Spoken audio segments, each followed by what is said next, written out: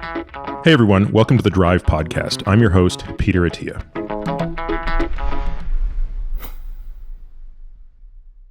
Andrew, great to have you here for Journal Club number 2. I'm already confident this is going to become a regular for us.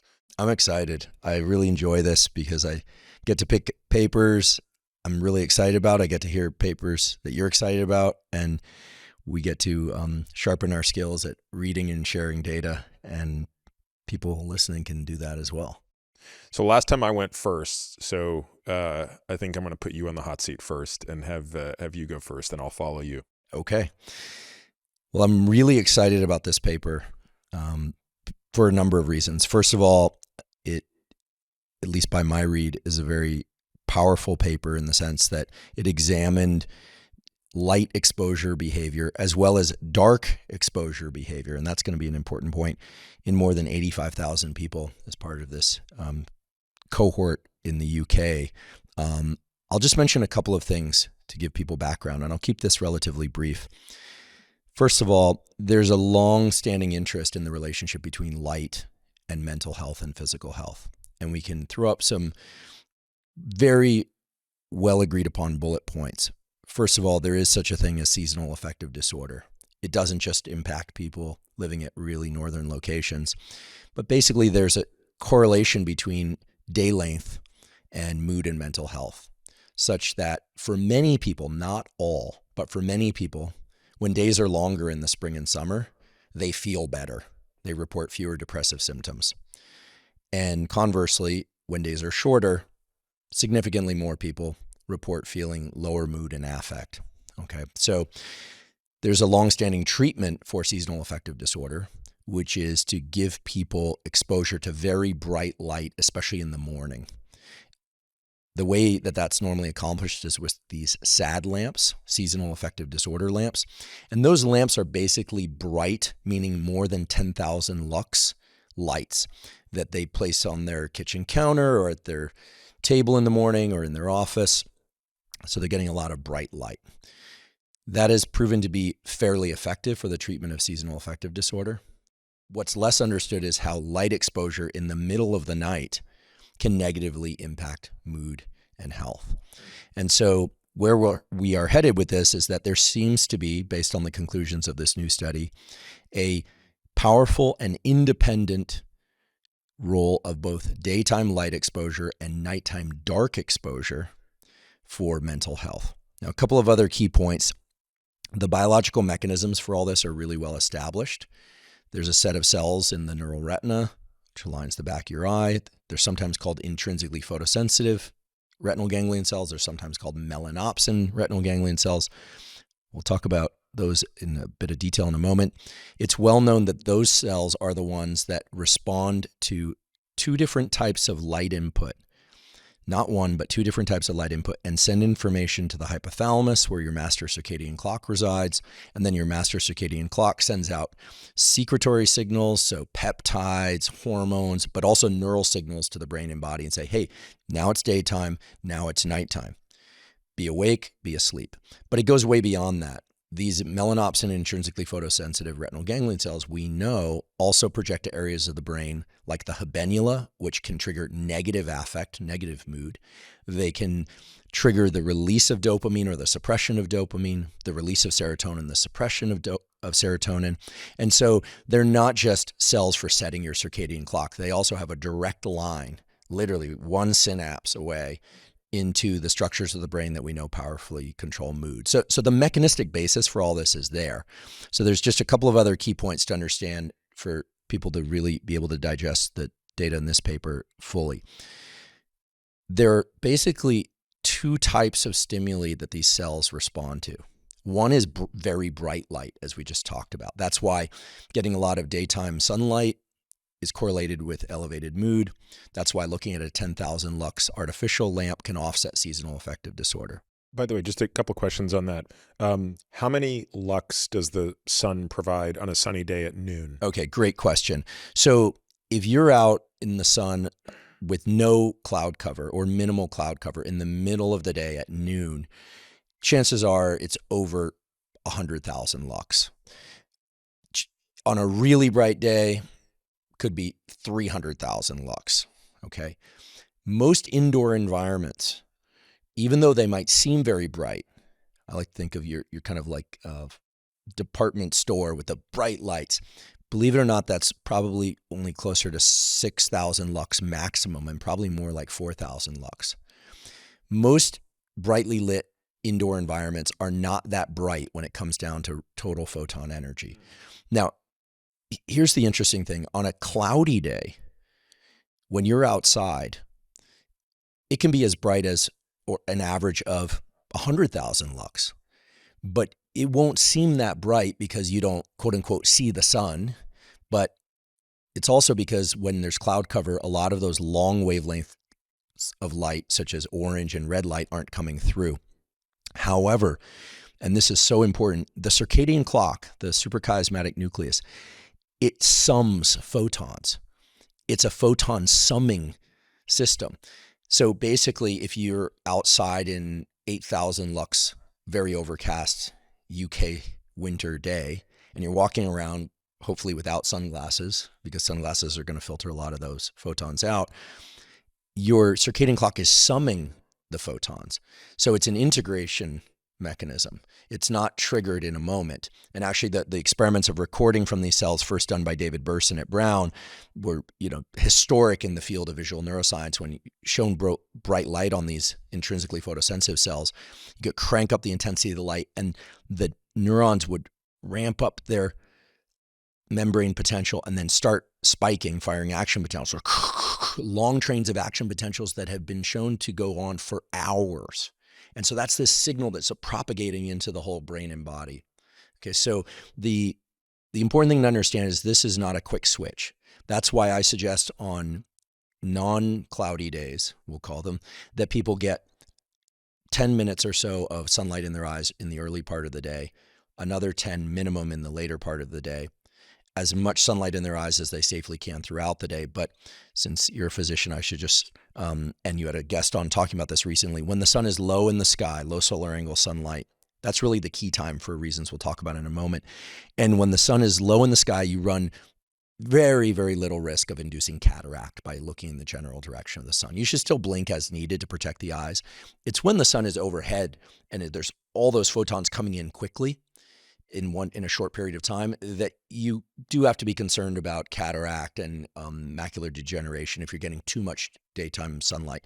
So the idea is sunglasses in the middle of the day are fine, but you really should avoid using them in the early and later part of the day unless you're driving into the sun and you need, for safety reasons. Another question, Andrew. Yeah. If a person is indoors, but they have large windows, so they're getting tons of sunlight into their space, they don't even need ambient indoor light.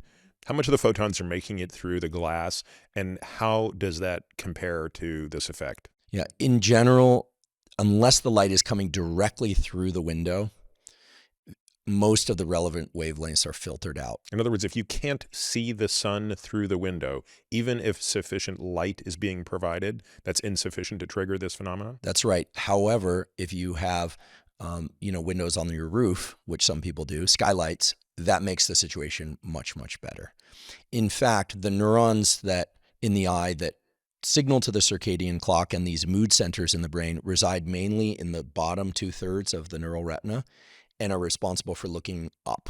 Basically, they're gathering light from above. These cells are also very low resolution, so think of them as big pixels. They're not interested in patterns and edges and movement. They're interested in how much ambient light there happens to be. Now, keep in mind that this mechanism is perhaps the most well-conserved mechanism in cellular organisms. So and I'll use that as a way to frame up the 4 types of light that one needs to see every 24 hours for optimal health. And when I say optimal health, I really mean mental health and physical health, but we're going to talk about mental health mainly today in this paper. There's an absolutely beautiful evolutionary story whereby single cell organisms, all the way to humans, dogs, rabbits, and everything in between, have at least 2 conopsins, one that responds to short wavelength light, aka blue light, and another one that responds to longer wavelength light, orange and red. So your dogs have this, we have this, and it's a comparison mechanism in these cells of the eye, these neurons of the eye. They compare contrast between blues and orange, or sometimes blues and reds and pinks, which are also all long wavelength light. There are 2 times of day when the sky is enriched with blues, oranges, pinks, and reds, and that's low solar angle sunlight at sunrise and in the evening. These cells are uniquely available to trigger the existence of those wavelengths of light early in the day and in the evening, not in the middle of the day. So these cells have these 2 cone photopigments, and they say how much blue light is there, how much red light is there, or orange light. And the subtraction between those 2 triggers the signal for them to fire this signal off to the circadian clock of the brain. And that's why I say look at low solar angle sunlight early in the day. What that does is what we call it is phase advances the clock. This can get a little technical, and we don't want to get too technical here, but think about pushing your kid on a swing. The period of that swing, the duration of that swing, is a little bit longer than 12 hours, okay? So when you stand closer to the kid, so your kid swings back and you give it a push, you're shortening the period, right? You're not allowing the swing to come all the way up. That's what happens when you look at morning sunlight. You're advancing your circadian clock. Translated to English or non-nerd speak, you're making it such that you will want to go to bed a little bit earlier and wake up a little bit earlier the next day.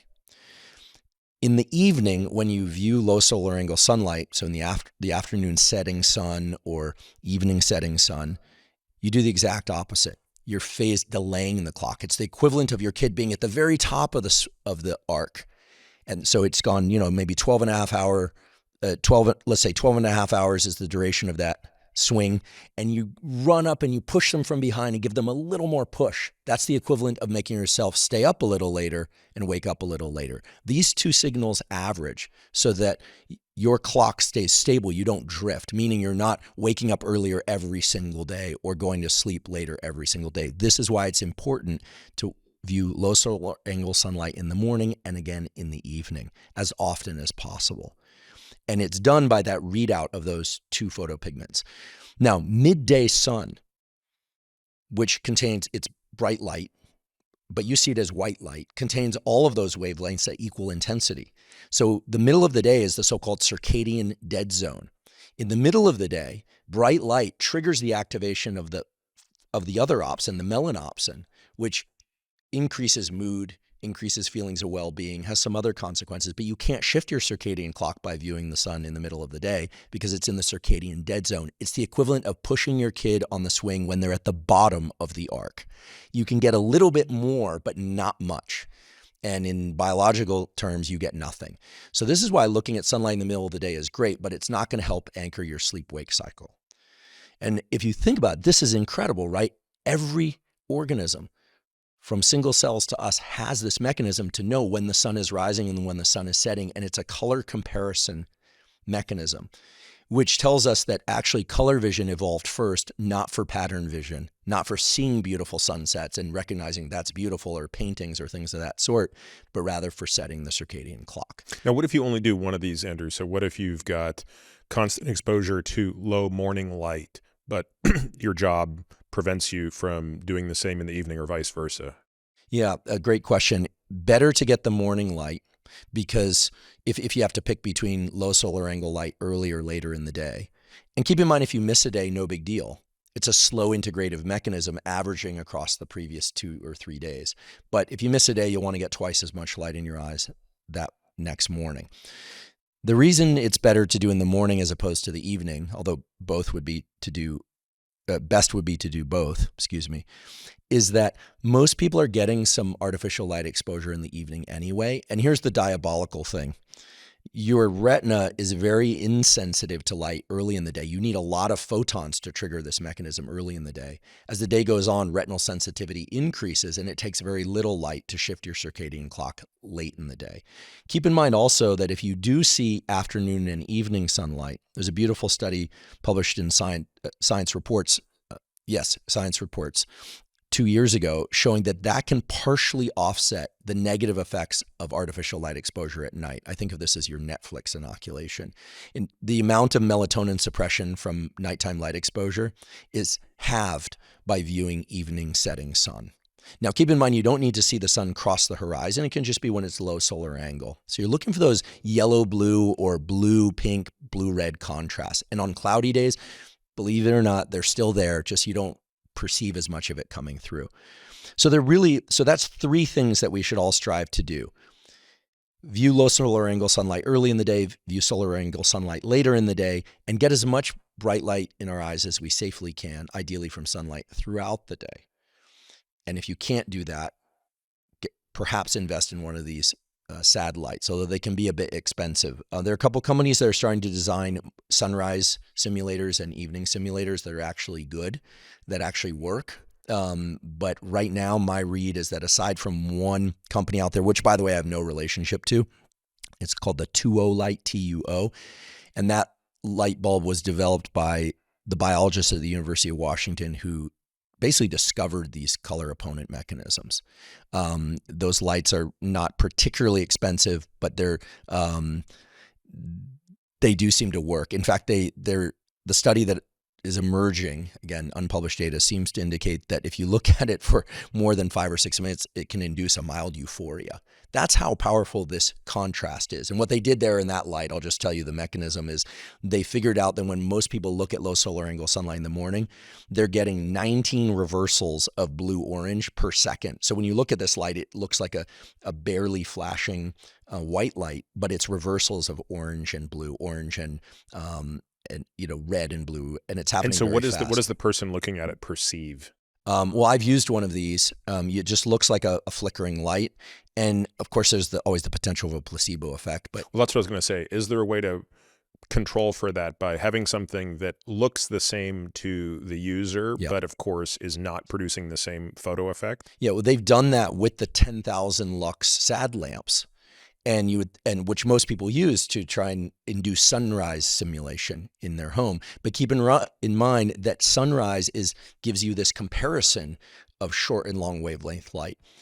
Just a bright 10,000 lux light triggers one of the options but it won't set your circadian clock. So most of the SAD lamps that are out there are activating only one of the mechanisms in these cells that's relevant, and not the one that's most relevant. So I'm excited about what Tuo is doing. I think that, and again, I have no relation to them, except that I know the biologists who did the work that provide the mechanistic logic for that engineering. I still think we're in the really early days of this stuff. What should be done is to have this stuff built into your laptop, right? It should be built into your phone, and hopefully it will be. Now, I mentioned this color contrast thing in sunrise and sunset. I mentioned the bright light throughout the day, but there's a 4th light stimulus that turns out to be really important, and this will provide the segue into the paper. Turns out that dark exposure at night, independent of light exposure during the day, is important for mental health outcomes. Now, most people think dark exposure. How do I think about that? Well, it is dark, yes. Absence of light It's exposure? the absence of light, but what this paper really drives home is that people who make it a point to get dark exposure at night, aka the absence of light at night, actually benefit even if they're not getting enough sunlight during the day. And this is especially true for people with certain mental health issues. So I don't think we can overstate the value of accurately timed light exposure to the eyes in the context of mental health. I think, there's so much data by now. I will say, however, that some people seem more resilient to these light effects than others, meaning some people, also don't suffer from jet lag too much. Some people can stay up late, get a lot of bright light exposure in the middle of the night, and during the day, they've got their sunglasses on all day and they're in a great mood all the time. Other people are more susceptible to these sorts of things, and we don't know whether or not genetic polymorphisms underlie that. I personally am very sensitive to sunlight in the sense that if I don't get enough sunlight, I don't feel well after a couple of days.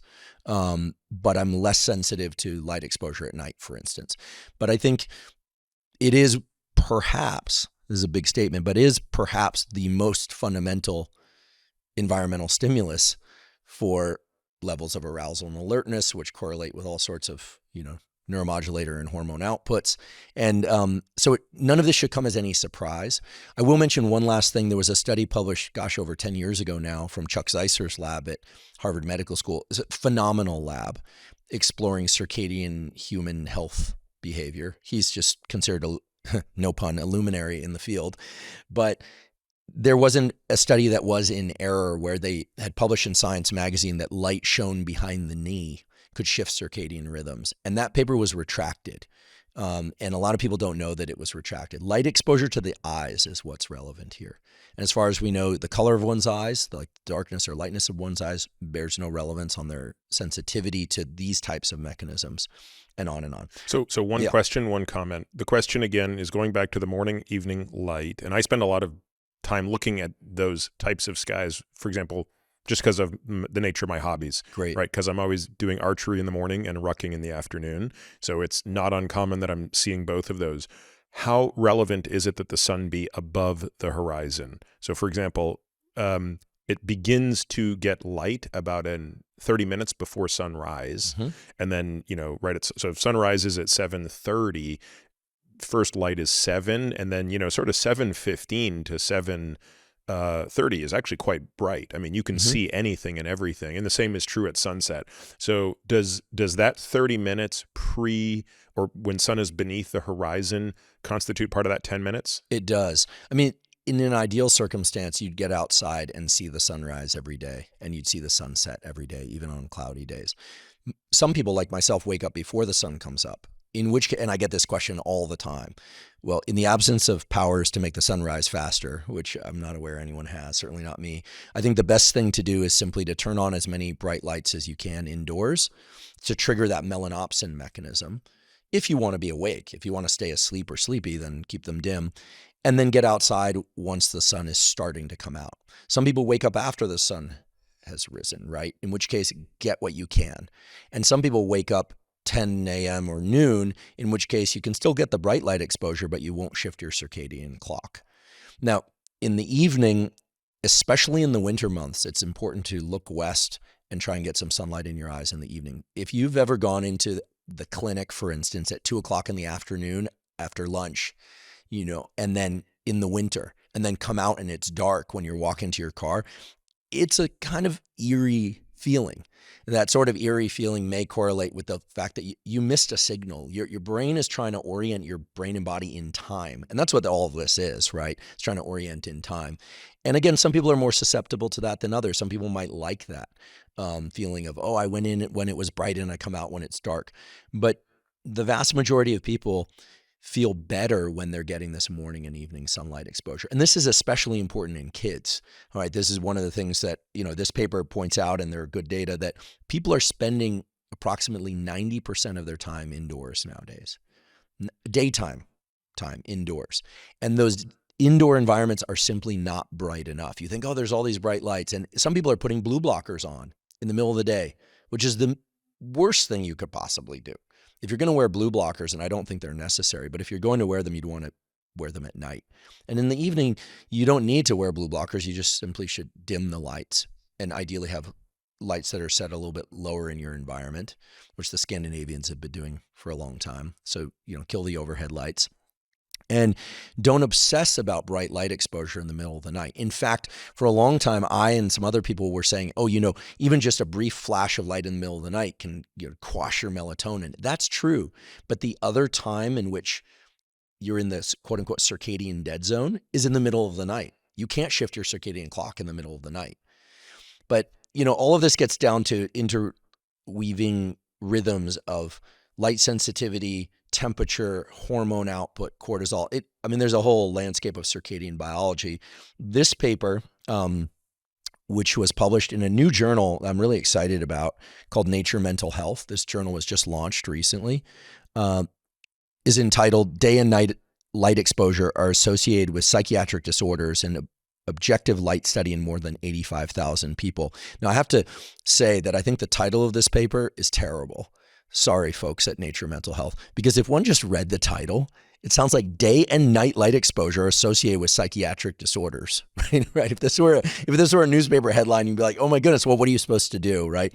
But that's not the conclusion. The conclusion is that getting a lot of sunlight exposure during the day and getting a lot of dark exposure at night is immensely beneficial for psychiatric health and in a number of ways. Now, I'm not one to bring up another paper unannounced, but I will say that this paper built off a previous study entitled Time Spent in Outdoor Light is Associated with Mood, Sleep, and Circadian Rhythm Related Outcomes. And that was a cross-sectional longitudinal study in 400,000 biobank participants. So this UK biobank is an incredibly valuable resource, and there are now multiple studies establishing that one's pattern of light exposure is extremely important. Now, the previous study in 400,000 participants basically nailed home the idea that the more time you spend outdoors, the better is your mood, the better is your sleep, the better is the rhythmicity of your sleep-wake cycles, and on and on. Something that I think, even though people will say, we've known that for thousands of years, needed scientific substantiation. This new study essentially looked at the relative contributions of daytime light exposure and nighttime dark exposure. And they did that on a background of looking in particular at people who had major depressive disorder, generalized anxiety, PTSD, bipolar disorder. Here's the basic takeaway. And I'll quote them here, and then I'll tell you my interpretation. Here I'm quoting, avoiding night at light and seeking light during the day. I love that word, seeking, may be a simple and effective non-pharmacologic means for broadly improving mental health. So that's a pretty bold statement, right? And I love that they say seeking because it implies that people aren't reflexively getting the light exposure that they need, that it needs to be a practice, much like zone 2 cardio or resistance training. Okay, so what did they do in this study? So basically, they gathered up 100,000 people or so. It eventually was pared down to about 86,000 participants because some just didn't qualify or didn't report their data back.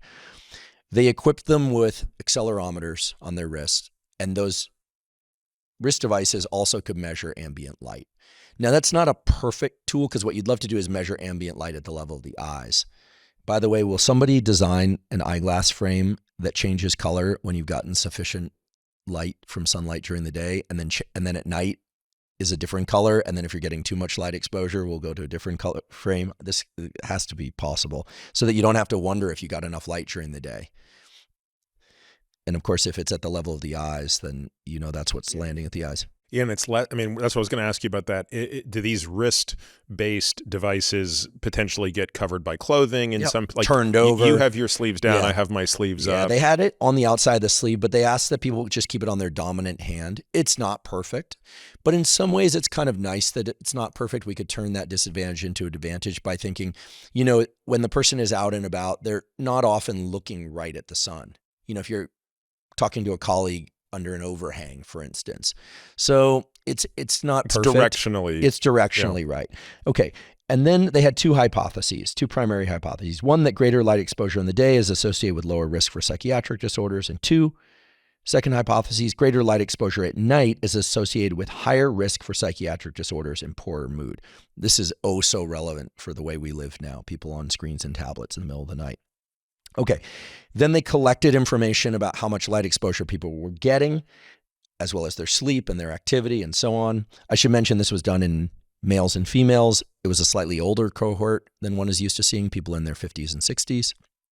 They had psychiatric diagnosis information. And then they divided people into essentially two groups, but they had a Q1 and a Q2, a lower quartile.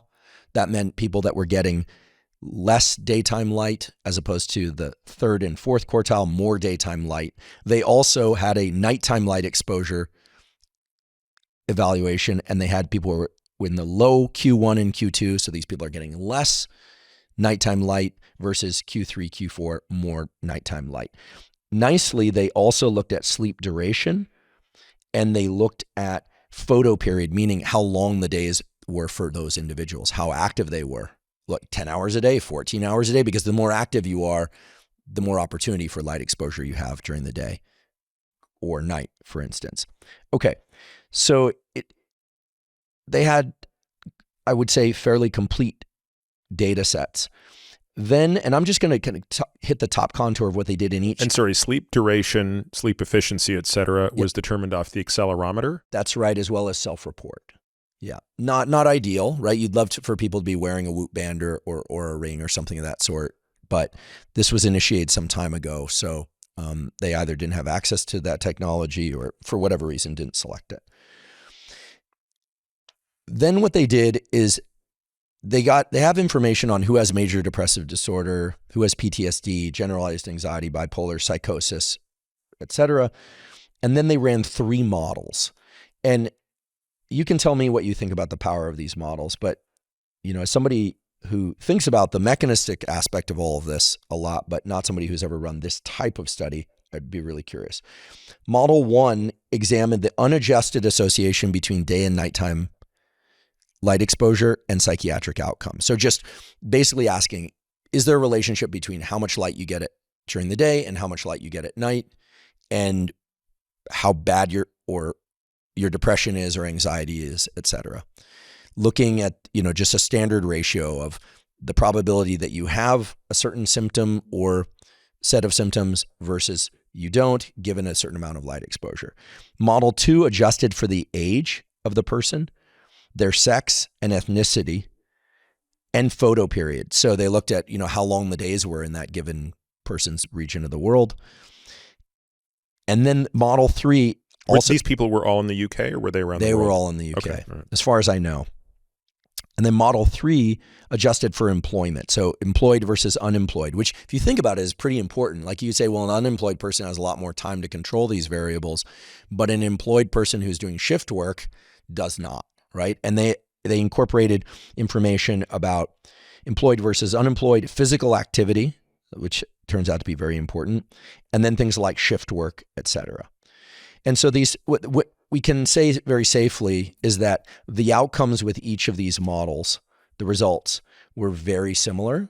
So we don't want to discard the differences between those models entirely, but in my read is in every figure of the paper, it doesn't seem like model 1, 2, or 3 differ from one another in terms of total outcome. Yeah, that's an unusual aspect of this paper. So these adjustments are very standard, right? So Okay. this is a classic tool that's used in most epidemiology because you don't have randomization. So once randomization is out the window, you're like, so for example, the paper I'm going to present is based on an RCT. There will be no models. It's just here are the data. Right. Yeah. So here they're asking people, what do you do?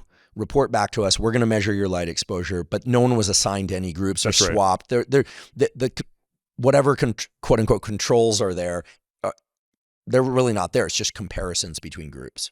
So what is interesting to me is that it's exactly as you said, and we'll make all these figures available in addition to the papers. But it's very unusual that there's no difference between the unadjusted and the adjusted models. And as you say, there's probably 2 places out of 30 when you look at all the different quartile comparisons where you might creep from statistically significant just out of it or just into it. But yeah, you could simplify this figure 2 completely by just showing one of the models, and you would be getting 95% of the information, which is, I think in one way that suggests that there's less dependency on those variables. Of course, it still doesn't address probably the greatest question I have here, which I'm sure we'll get to at some point as you continue. Yeah, so I'm very curious what that question is, but I'll suppress my curiosity for the moment. So if we look at figure 2 of this paper, and I realize a lot of people are listening and they're not able to look at this, although we have posted the figures on the YouTube versions of this. Just want to make clear what's going on just for those that are listening. Essentially what they're looking at is what they call the odds ratio, which is the probability of something happening in one group versus divided by the probability of something happening in another group. I guess by way of example would be, if you were going to look at the odds ratio of, the probability of somebody getting lung cancer if they smoke versus probability of somebody getting lung cancer if they don't smoke. So odds ratios and hazard ratios are often confused. They're very similar, and odds ratios generally refer to a lifetime exposure, whereas a hazard ratio is defined over a specific period of time. But the math is still effectively the same. And using the example you gave, if you took the odds ratio of death. So let's talk all-cause mortality for a smoker versus a non-smoker. And the answer were 1.78. I'm making that up, but that's directionally correct. 1.78 as an odds ratio means there's a 78% chance greater of the outcome of interest, in this case, death by any cause in the affected group, which would be the smokers. So odds ratio of 2 is 100%, and odds ratio of 3 is 200%. So the math is take the number, subtract 1, and that's the percent. Figure 2 of this paper is one of the key take-homes. They essentially look at the odds ratio of people who are in let's just look at the nighttime light exposure. And just remind me, Andrew, and everybody else watching, every one of these is showing second, third, fourth as your x-axis. Right. Meaning they're all being compared to the first quartile. That's right. And the first quartile is lowest light exposure or That's highest right. light exposure? Lowest. Okay. Well, we have to we have to differentiate between day and night. That's right. Okay, That's so right. restate it. Sure. So if we look at, what is your risk of a psychiatric challenge, broadly speaking? Well, panel A is major depressive disorder. If you are in the second quartile, third quartile, or fourth quartile of nighttime light exposure. Yep. So second being the least amount of nighttime light exposure, third being more nighttime light exposure, and fourth, the most nighttime light exposure relative to the first quartile. This is just a stupid thing. Like, if I were doing this figure, if you were doing this in a lecture, you know what you would do to make it so easy? You would draw arrows on it that say increasing light exposure at night, decreasing light exposure in the day. It's the same information. It just makes it easier for the reader to understand. Absolutely. But maybe the teaching point, I think, is for people when they review articles, like, don't be afraid to do that and just kind of like, I've got scribble all over this. Yeah, exactly. Right. So it's like, I draw the arrow. Right. That's increasing light, that's decreasing light, and that's how I can pay attention to what's actually happening. Right. And I'm actually in touch with the editorial staff at Nature Mental Health, although they don't know that I'm covering this paper until after this comes out. I think one thing that scientific journals really, really need to do is start making the readability of the articles better for non-experts. I mean, chances are, if you can't understand a graph, and this is true for everybody, chances are there's a problem with the way it's presented. Yeah. Put it on them.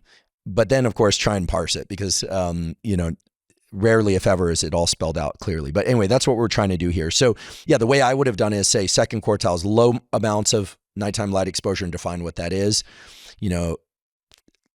Third quartile is more light exposure, and then fourth, maximum amount of light exposure at night. And basically what you see is that the probability of having worse major depressive symptoms linearly increases as you go from the second to third to fourth quartile. So more nighttime light exposure, worse for you, and there's a dose response, if you will, of the effect. Now, we can march through or describe figure 2 pretty quickly by saying the same thing is true. Now we're just talking about nighttime light exposure for generalized anxiety disorder. So that's panel C. Bipolar disorder, although the difference between the second and the third quartile in bipolar disorder isn't as dramatic, once you get up to the fourth quartile, bipolar symptoms get much worse when people are getting nighttime light exposure. I really want to emphasize that point because they go on in the discussion of this paper to reemphasize that point several times. In fact, they say that while light exposure during the day, of course, we will go into the data, is beneficial for mental health. For people with bipolar disorder, it seems that light exposure at night is especially problematic, independent of how much sunlight they're getting during the day. So your bipolar, in the person with bipolar disorder who's struggling with either a manic or a depressive episode, who's making a point to get sunlight during the day, who's also getting light exposure at night, is making their symptoms worse. And keep in mind, they couldn't completely control this, but this is largely independent of things like sleep duration. So that doesn't necessarily mean that the person's sleeping less, although in a manic episode, presumably they are. It's independent of exercise. It's independent of a bunch of other things because any logical person will hear this and say, okay, well, they're getting more light at night because they're doing a bunch of other things. But it's largely independent of those other things. Likewise, the symptomology of PTSD gets far worse with increasing light exposure at night. Self-harm really takes a leap from being fairly, I don't want to say minimal, at the second and third quartile, so low and let's say medium. I'm taking some liberties here, but low and medium amounts of artificial light exposure at night. Then for people who get quite a lot of nighttime light exposure, self-harm goes up, and probability of psychotic episodes goes up, or psychotic symptoms. Now, what's nice about the data is that the exact inverse is basically true for daytime light exposure, although not across the board. We can generally say that for major depressive disorder, generalized anxiety, bipolar symptoms, there it's a little more scattered, PTSD, and self-harm, the more daytime light exposure, ideally from sunlight, because that's actually what's being measured in most cases, we could talk about how we know that, is going to approximately linearly drop the probability or the severity of these symptoms. And we could just explain again that the odds ratios now seem to be going down. So an odds ratio of 0.7 now refers to a 30% reduction in the variable of interest here. Exactly. Now, the psychosis, panel F, which focuses on psychosis, I think is also worth mentioning in a bit more detail. There's a fairly dramatic reduction in psychotic symptoms as one gets more daytime light exposure, independent of nighttime light exposure. There's a well-known phenomenon called ICU psychosis, which is that people come into the hospital for a broken leg or a car accident. Maybe they were getting surgery from Peter back when for something totally independent. They're housed in the hospital, and as anyone who's ever been in a hospital as a patient or visitor knows, the lighting environment of the hospital is absolutely dreadful for health. Just dreadful. I mean, people often complain about the food in the cafeteria as being unhealthy. That's often not always true. Not always true. But the lighting environments in hospitals is absolutely counter to health. Especially in the intensive care unit. Yeah. Right. I think the intensive care unit at Hopkins, the main one, the main SICU, didn't have windows. People who go into the hospital with a brain injury or with a stroke or something, I get contacted all the time, even though I'm not a clinician. What should I do for my kid, my parent? I always say, get them near a window and start to the best of your abilities controlling their sleep-wake cycle. Now, oftentimes there's nurses coming in and taking blood tests and measuring pulses in the middle of the night. That's disruptive. There's bright light, not just blue light. That's disruptive. It's noisy. That's disruptive. ICU psychosis is when non-psychotic individuals start having psychotic episodes in the hospital because of nighttime light exposure and, in some cases, lack of daytime sunlight. We can say that with some degree of confidence because when those people go home, even though sometimes their symptoms for what brought them to the hospital in the first place get worse, their psychosis goes away. Now, and it's independent of medication. So let's just be really direct. There is a possibility that we are all socially jet lagged, that we are all disrupting these mood regulation systems, by not getting enough daytime light and by getting too much nighttime light. If we want to look at just some of the bullet points of the takeaways, and Peter, thank you. You highlighted a few of these, but can we just go back to this figure 2 for a second? Oh yeah, sure. There's a handful of things that really I had a feeling Peter was going to want to dig in the data. Yeah. Let's do it. And again, I normally wouldn't make so much hay out of this, except for the fact that they're so tight. But there are a few that really stand out. And again, I love this figure. I would have labeled it a little differently to make it completely user-friendly. But nevertheless, the increasing light at night and the impact on depression, let me be really technical in what I say, and the relationship or correlation to depression is very strong. The relationship to light and self-harm in the upper quartile, so when you take those 25% of people with the most nighttime light, that relationship to self-harm is interesting and completely uncoupled from the other 75%. That's interesting. By uncoupled, you mean that at the lower levels of light exposure at night, you're not seeing an increase in self-harm. Not whatsoever. And then once you get to that fourth quartile, it's a big step. It's like a 30% greater risk of self-harm. Right. Yeah, so it's totally flat. The first, second, third quartile, no different, and then fourth, big jump. And then the inverse relationship, right? As light increases during the daytime, you see this reduction in self-harm. Interesting. The PTSD relationship based on nighttime light and the psychosis relationship based on daytime light. Those are the ones that really jumped out to me. I think anxiety, relatively less impressive here, Yep. and bipolar disorder didn't seem as strong as well. So I think those are the big ones that I agree. that jumped out to me. Yeah, I agree. There's a bit more scatter on generalized anxiety, and the degree of significant change is not as robust. In other words, getting a lot of daytime light, ideally from sunlight, is not necessarily going to reduce your levels of anxiety. Getting a lot of nighttime light exposure is not increasing nighttime anxiety that much, although 20%, is not nothing for nighttime light exposure.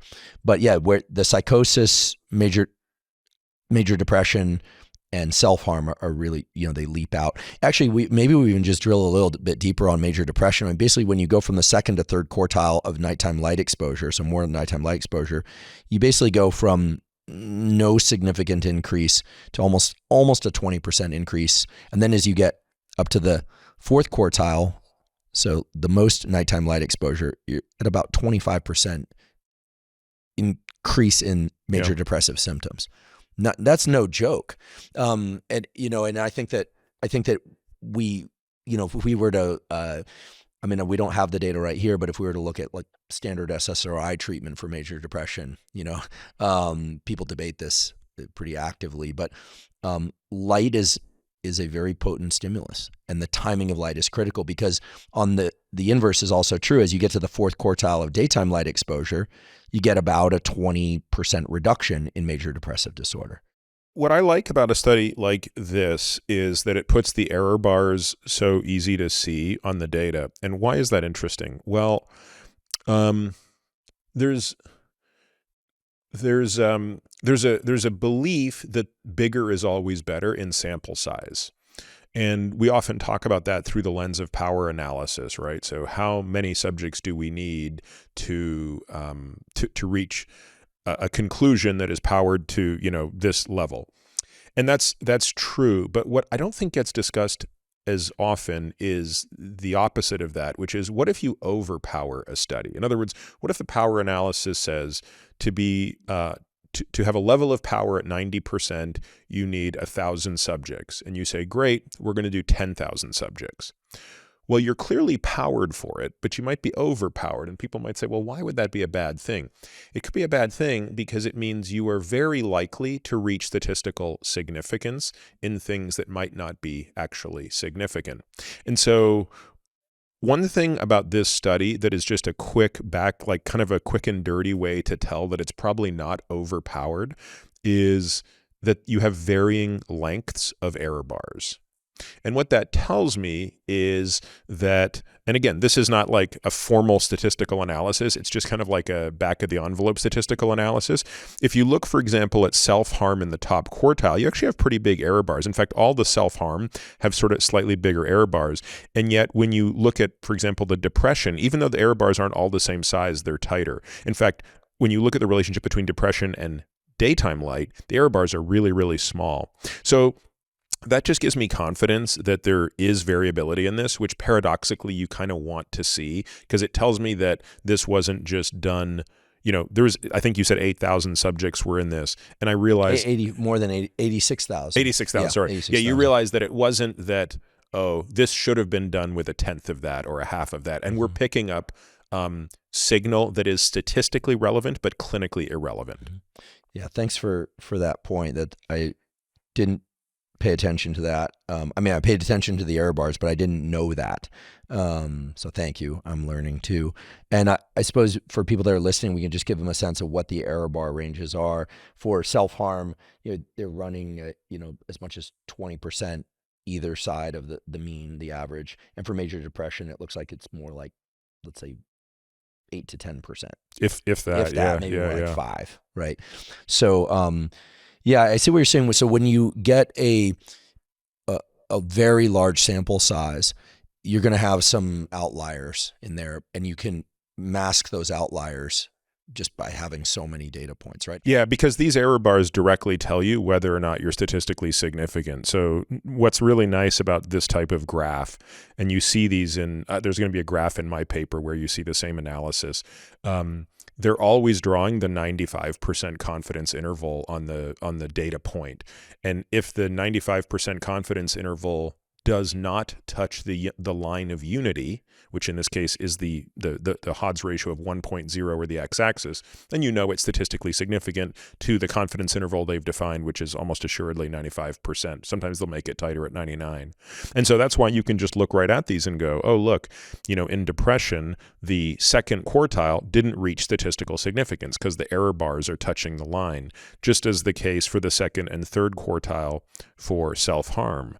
But when you look at the fourth quartile, you can see that the lower tip of the error bars isn't anywhere near unity. And so we know without having to look up the p-value that it's smaller than either 0.05 or 0.1, however they've defined it. And it's really amazing when you see these, overpowered studies, which are easier to do epidemiologically, where, the p-value ends up being microscopic. They can drive their p-values down to anything low because sample size can be infinite. But, you can see that it's just like the error bar is just skimming above the unity line, but it's so tight. One thing that I hope people are taking away from this study is that imagine you're somebody who has a very sensitive circadian mood system. Well, that would mean you need less daytime light exposure to feel good or less bad. But it also means that you might need very little light at night in order to negatively impact your mood systems. And in fact, they make this argument in the discussion as an interesting point that I think is worth mentioning. Because here, what I like about this study is that they've separated day and nighttime light exposure. It turns out that many of the drugs that are used to treat bipolar disorder reduce the sense, are effective, perhaps in part because they reduce the sensitivity of the light sensing circadian apparatus. Now that's interesting, right? If you think about this, okay, so these are drugs that can ameliorate some of the symptoms of bipolar, perhaps in part by reducing the extent to which nighttime light exposure can relieve bipolar symptoms. Can exacerbate bipolar symptoms. Conversely, there's evidence that people who take certain antidepressants may suppress the ability for daytime light to positively impact the mood systems of the brain. Now, of course, we don't want people halting their medication on the basis of that statement alone. Please don't, talk to your psychiatrist. But if we know one thing for sure, it's that if you want a significant outcome and a paper as a scientist, give a drug, any drug, and look at the amount of rapid eye movement, sleep, or the circadian cycle. Pretty much any drug alters the circadian rhythm, for better or worse.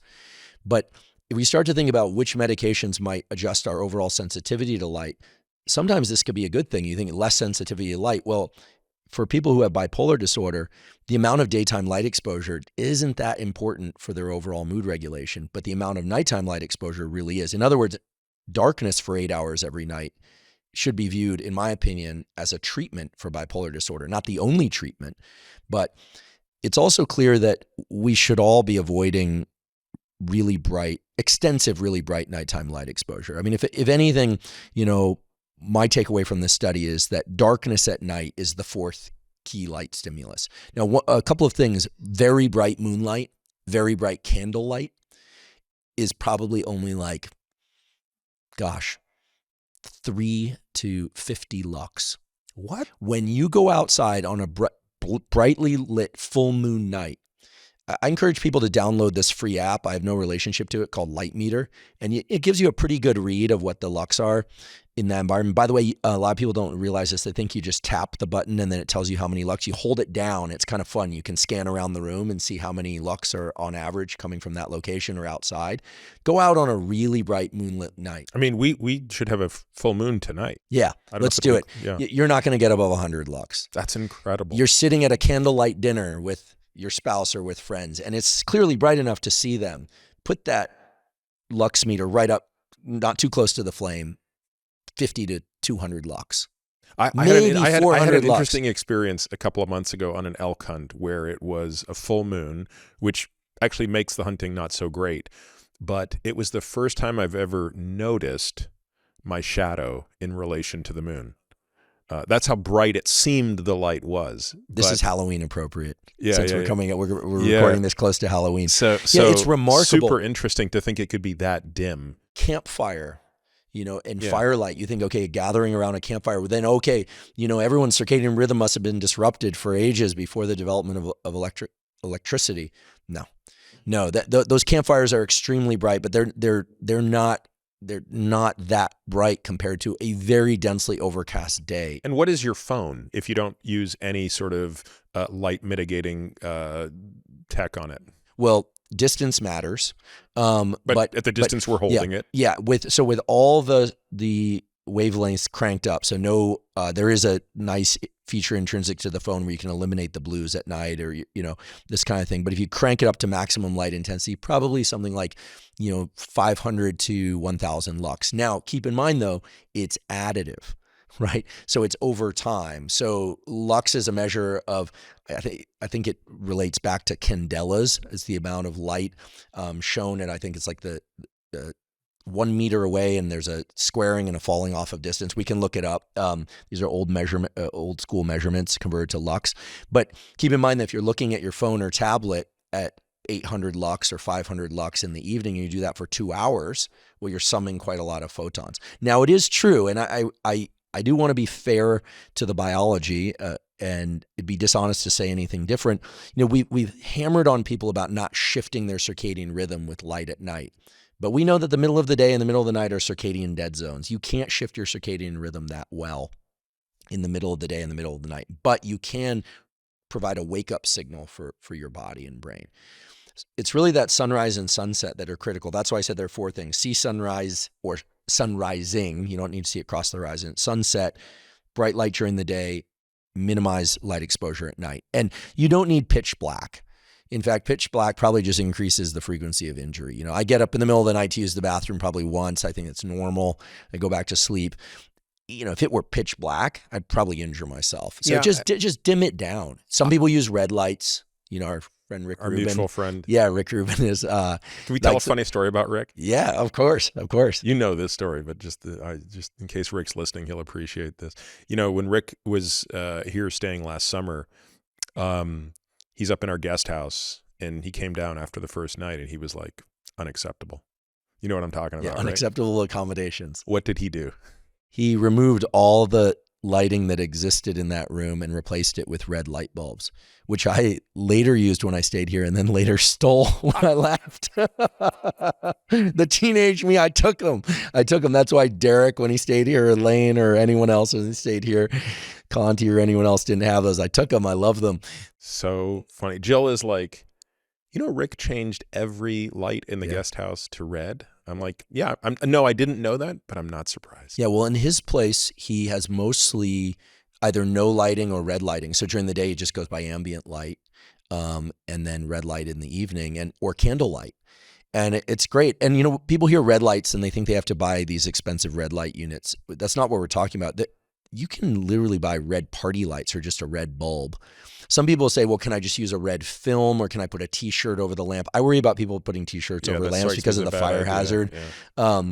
But I'll be honest, I dim the lights in my home at night.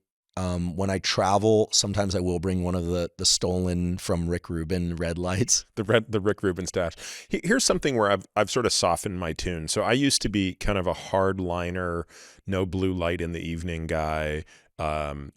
Had everything was red light at night as far as my phone, using flux on the computer, whatever it was. I suspect that matters somewhat. But I think what matters more is the stimulation that may come from those things. And what I've come to realize, at least in me, which means it probably is true in others as well, and at least some others, is that what I'm doing on my phone matters more than how bright my phone is. In other words, if I've got the best blue light filter in the world on my phone, but I'm doom scrolling social media and getting lit up on email, That's way worse for me than if I've got my phone on maximum light and I'm like watching YouTube videos of F1 cars and driving around having fun. Like Yeah. it's a totally different experience. So Yeah. so the context matters, and I think for that reason, I would want people to be mindful of the whole picture. Going to bed under a period of intense duress brought on by something, that's an equally dangerous component to all of this. That's distinct from what we're talking about. Yeah. But you just want to. I want people to be able to think of this in the context of everything. Yeah. It's a really important point. One thing I'll say is that if you're going to stay up past your normal bedtime, if you're going to get a lot of light in your eyes, I would hope that it would be for fun reasons and for reasons you enjoy. You should definitely spend some nights out. You should definitely do some all-nighters studying if you really, if it's going to help you get the grade that's permanent, right? I'd certainly have done all-nighters studying and grant writing for years. There are going to be the inevitable all-nighters due to, God forbid, a trip to the hospital, or you heard something on the news that really amped you up, or you just simply can't sleep. That stuff is going to happen. So I think the goal should be to minimize light exposure at night. And I think what you just said is especially true because we don't know. For instance, people talk about the negative impact of social media. Is it the fact that people are looking at this little box for so many hours per day? Is it all the things they're not doing? Is it what they're looking at per se? All of those things interact and are really important. We know based on studies from the Stanford Sleep Lab that if you wake up in the middle of the night, looking at what time it is can be very disruptive to your ability to fall back asleep and to your sense the next day. It's just a placebo effect, but it's a powerful one of how tired you are the next day. They've done this where they wake people up in the middle of the night and then they say it's 4 a.m. versus 2 a.m. versus 6 a.m. and people's perceived levels of energy during the day in some ways correlate with what they think, how much sleep they think they got. Likewise, and this is one of the potential concerns with sleep trackers. Yep. Ali Crum talked about this when she came on our podcast. If people see a poor sleep score, they often feel worse than if they see a good sleep score. Now, of course, physiology matters. You can't lie to yourself and say you got a great night's sleep simply by virtue of a sleep score. But I worry more about the false. Well, if it's a false negative, that we don't want to put valence on this. Seeing a bad sleep score and then deciding that you're going to have a terrible day. I think a bad sleep score is an indication that you might need to dial some things in a bit better. Getting a great sleep score is an indication that you might be doing a number of things right, and start looking at these things as averages. Would you agree? Yeah, completely. I don't think it's that different from CGM, right? Like I think that CGM is an amazing tool to provide insight, and you pretty much know the insights after a relatively short period of time. 30 days, maybe at the outside 90 for a person with a very complicated life. And all you need to know about how the inputs affect the output. Thereafter, if you choose to use it, it's a behavioral tool. In other words, you're using this to build in a Hawthorne effect. I think the same is largely true with sleep trackers. Most people have this profound sense of learning when they first encounter one of these things. And it's, again, you've heard it all 100 times. Oh my God, I can't believe what alcohol does to my sleep. Right. Or caloric trackers. Exactly. Like I think Lane Norton's app Carbon, I have no financial relationship to it. I use it and it's taught me, wow, like I consume a lot of calories in the form of certain things at certain times of day. And there's just a lot of good learning in that. But it's the act of tracking that helps you manage it. And similarly, I think it's the act of knowing you're going to be looking at that score that gamifies it, that kind of helps people do the right things. Oh, you know what? I'm not going to have that drink tonight, or I'm not going to eat that snack before bed because I've now been conditioned to see how that impacts score. That said, I think that, recovery scores and things like that are just notoriously poor at predicting performance. And I think there's a reason that serious athletes would never use things like that. They would tend to rely on the more tried and true methods of predicting behavior, such as heart rate, maybe heart rate variability, but morning resting heart rate, probably more predictive than anything else. And then, in workout things such as heart rate recovery, lactate threshold, things like that. So yeah, I agree. I think we have to, and I say this as a guy who's generally perceived to be the most pro-device guy in the world. People would be surprised how sparingly I use things like that. I mean, I do some tracking, not as much as you. I love things that seem to work the first time and every time in terms of our natural biology based on a couple of criteria. There's an established mechanism. It's been explored in the context of pathology like mental health disorders, as well as pro-health in healthy individuals, that it make really good sense at the level of kind of wellness and let's just say ancient health. You know, when you're talking about getting a lot of sunlight during the day, like a lot of people will say, well, of course, get outside and play. Not getting too much light at night. Of course, this is just good old, quote unquote, good old fashioned advice. People spend 90% of their time indoors now. Their daytime environments are too dim. Their nighttime environments are too bright.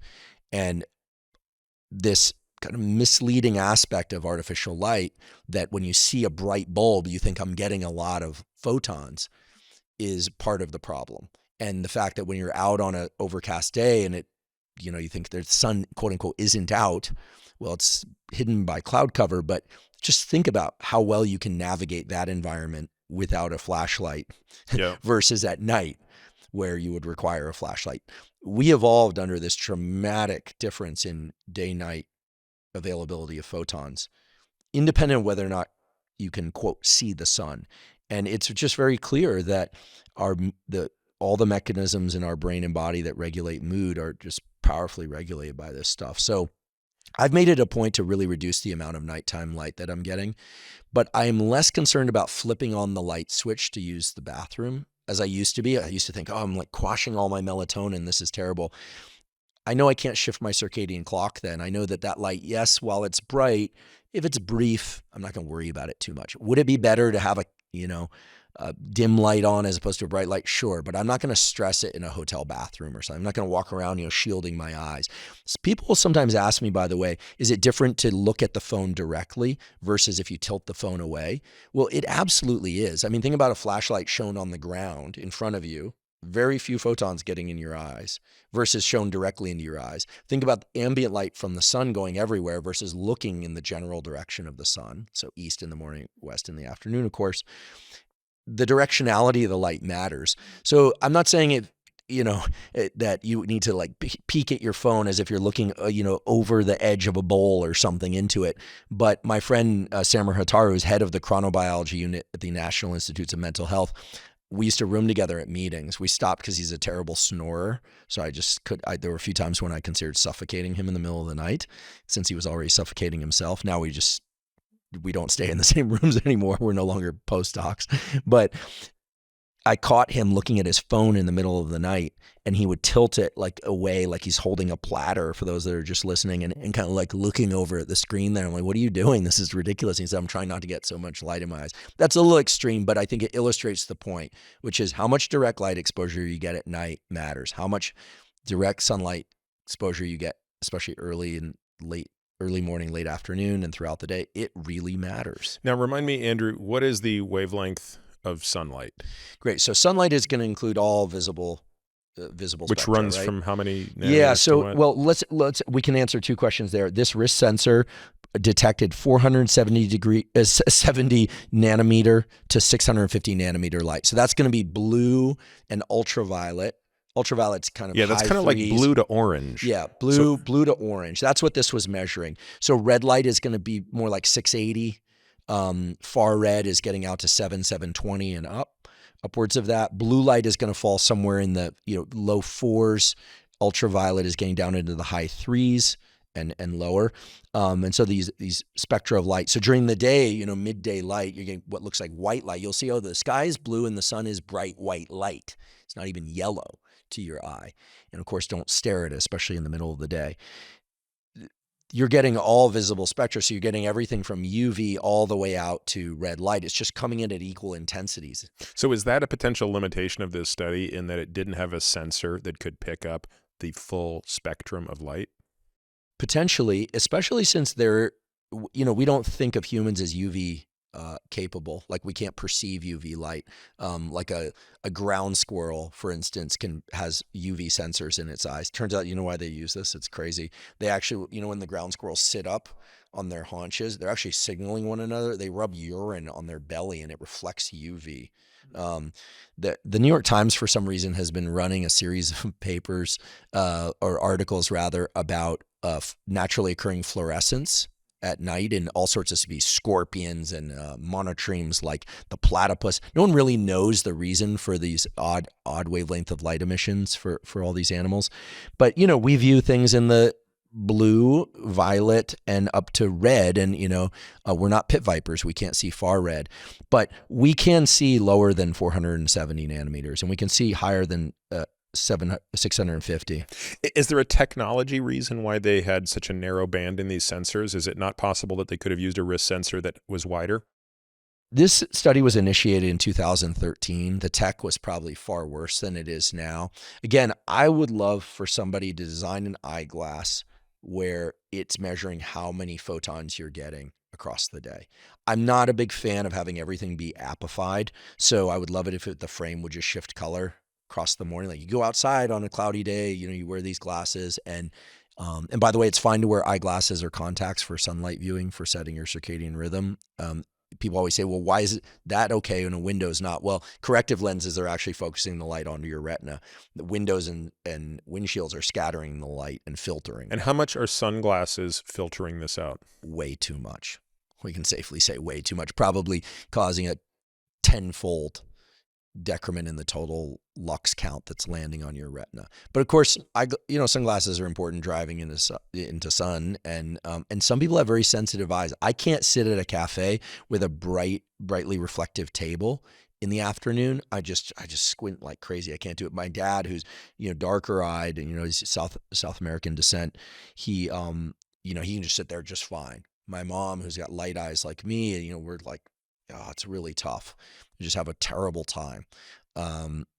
People differ in their light sensitivity. So there's one other macro question I have here, and it's not answerable because without randomization, we can't know it. But it's the question of how much reverse causality can exist in these observations. So again, these observations demonstrate very tight correlations, very strong associations, especially in the 5 areas that we highlighted. But it's possible that part of what we're seeing is reverse causality brought on by both the treatments, which you've already kind of alluded to, and also the condition itself. Do you want to explain reverse causality for people? And maybe could you mention, for those that missed, the Hawthorne effect? Yes. Yeah. The Hawthorne effect is an effect that is named after an observation of what took place in a factory where they were actually studying worker productivity with light, of all things. But what it refers to is the idea that people will change their behavior when they are observed. So if I said, well, I really want to know what a day in the life is like for Andrew Huberman, I'm going to follow him around for a day. It's very unlikely that his behavior that day will be exactly as it was if I wasn't there. And so the reason why you probably will never see a day in the life of Andrew Huberman. Although it's pretty scripted unless I'm traveling. It's morning sunlight, hydration, and some cardio or weight training, and then a lot of time reading papers. It'd be the most boring video in the world because it's mostly me reading and underlining things. But it's why gamifying things can be beneficial, right? It's why a CGM can be beneficial, because it's sort of like somebody's watching you and you're going to modify what you eat in response to it, or why tracking can really be an effective way to reduce input, because there's a sense of being monitored by doing that, especially if someone literally monitors it. In other words, you can set up an accountability partner where your health coach or someone is actually seeing the data. So that's what it is. Now, as far as reverse causality, when you look at variables, so let's just pick a common one that's unrelated to this. So there's an association that more diet soda consumption is associated with greater obesity. It's a bit paradoxical, right? Is that true? It is. Yeah, it's been demonstrated in many series that the greater the consumption of diet soda, the greater the prevalence of obesity. And that has been postulated by some to suggest that non-nutritive sweeteners, such as aspartame or sucralose or things like that, are actually part of what's causing obesity. And while there are probably some arguments you could make around the impact that those things might have on the gut microbiome, and maybe there's some way and that's happening, It's also equally likely, if not probably more likely, that there's reverse causality there, that a person who is obese is therefore contemplating how much they're eating or thinking, hey, what's an easy way that I can reduce calories? How about instead of drinking a Coke, I drink a Diet Coke? And so there, the causality, which you would impute to mean the drink is causing the obesity, it might be no, the obesity is causing the choice of drink. So here the question is, how much of the effect we're seeing is a result of the condition that's being studied, right? How much of the disruption in both day and night light exposure is the result of the depression? It's dysregulating the sleep. Maybe they're sleeping more during the day and more awake at night because of depression. Again, you can't know this. This is where epidemiology never allows us to determine this. And sadly, these questions can only be answered through either direct randomization or Mendelian randomization, which, by the way, I was going to also ask you, do you know if anyone has examined this from a Mendelian standpoint? That would be very interesting, because I have to believe, well, it would be interesting. I don't know enough about the biology to know what SNPs would be studyable, but that would be interesting. What Peter's saying is, if you knew something about the genomes of these people, you would be in a great position to perhaps even link up light susceptibility genes or light sensitivity genes with genes for, pathways involved in major depression, bipolar. I mean, getting to this issue of reverse causality, I mean, I think it's very straightforward to imagine that the person who's experiencing a manic episode is going to be up for 2 weeks at a time, sadly, and getting a lot of nighttime light exposure. Now, nighttime dark exposure as a treatment for bipolar is something that people are starting to talk about. So making sure that even if those people are awake, that they're at least blue blocking at night, reducing their online activities. But people with severe manic episodes have a hard time regulating their own behavior, of course. And it's not one or the other. Like, I don't want the question to come across to the listener that it has to be one or the other. It's only A can cause B or B can cause A. No, it's actually a lot of times these things feed off each other. Going back to the soda example, I actually think there's a bit of both, right? I actually think there's a real clear body habitus dictates beverage choice, but I also am starting to think that in susceptible individuals, non-nutritive sweeteners will alter the gut biome, and that alters metabolism. What about just hunger? I remember Lane telling me, and I've seen at least one of the studies, that, water is probably better for us than diet soda, but that for some people, diet soda is a great tool for reducing caloric intake. I also know some individuals, not me, who drink diet soda. I drink diet soda from time to time, mainly stevia sweetened sodas. But what I'm referring to here are people besides myself who drink diet soda and it seems to stimulate their appetite. There's something about the perception of sweet as driving hunger, whereas not eating or drinking anything with any sweetness doesn't seem to. This is one of the things I wonder if it impacts why some people like intermittent fasting, because for some people, just even the perception, I wonder if the perception of sweetness or even just the smell of food we know can stimulate appetite. So you can imagine the perception of sweetness in the mouth, even if there's no calories there.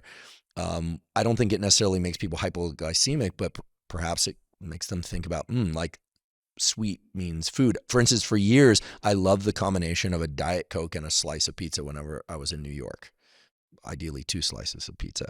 So now every time I have a Diet Coke, which isn't that often, but I like Diet Coke, especially with a little bit of lemon in it, I just think about a slice of cheese or mushroom or pepperoni pizza. It's like I crave it more. So there's a paired association there that I think is real. And we know based on Dana Small's lab at Yale that there's this paired association between the sweetness from sucralose and that there's an insulin response. They actually had to cease the study in kids because they were becoming pre-diabetic, which unfortunately meant the study was never published. Have you talked to Dana on this podcast? No, we wrote a premium newsletter on this several months ago. It's got to be like, I don't know, 10 to 20,000 words on all things related to sugar substitutes. Okay, I'll read that. So yeah, folks who are interested in this topic, I would refer them to the premium newsletter on sugar substitutes. I think it was our September edition.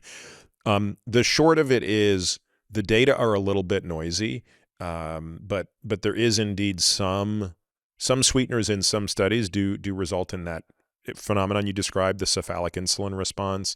And I came away from the research that went into that, which was Herculean effort on the part of the team, a little bit more confused than when I went in, but being even more cautious around artificial sweeteners than I was going in. So, and not for the reasons that I don't necessarily, I didn't find any evidence that these things are cancer causing, right? So that's the headline stuff people worry about. You have to aspartame ingest causes like 10 grams. Yeah. Like crazy like that. I came away more confident that from a long-term safety perspective, in terms of cancer and catastrophic outcomes like that wasn't the issue.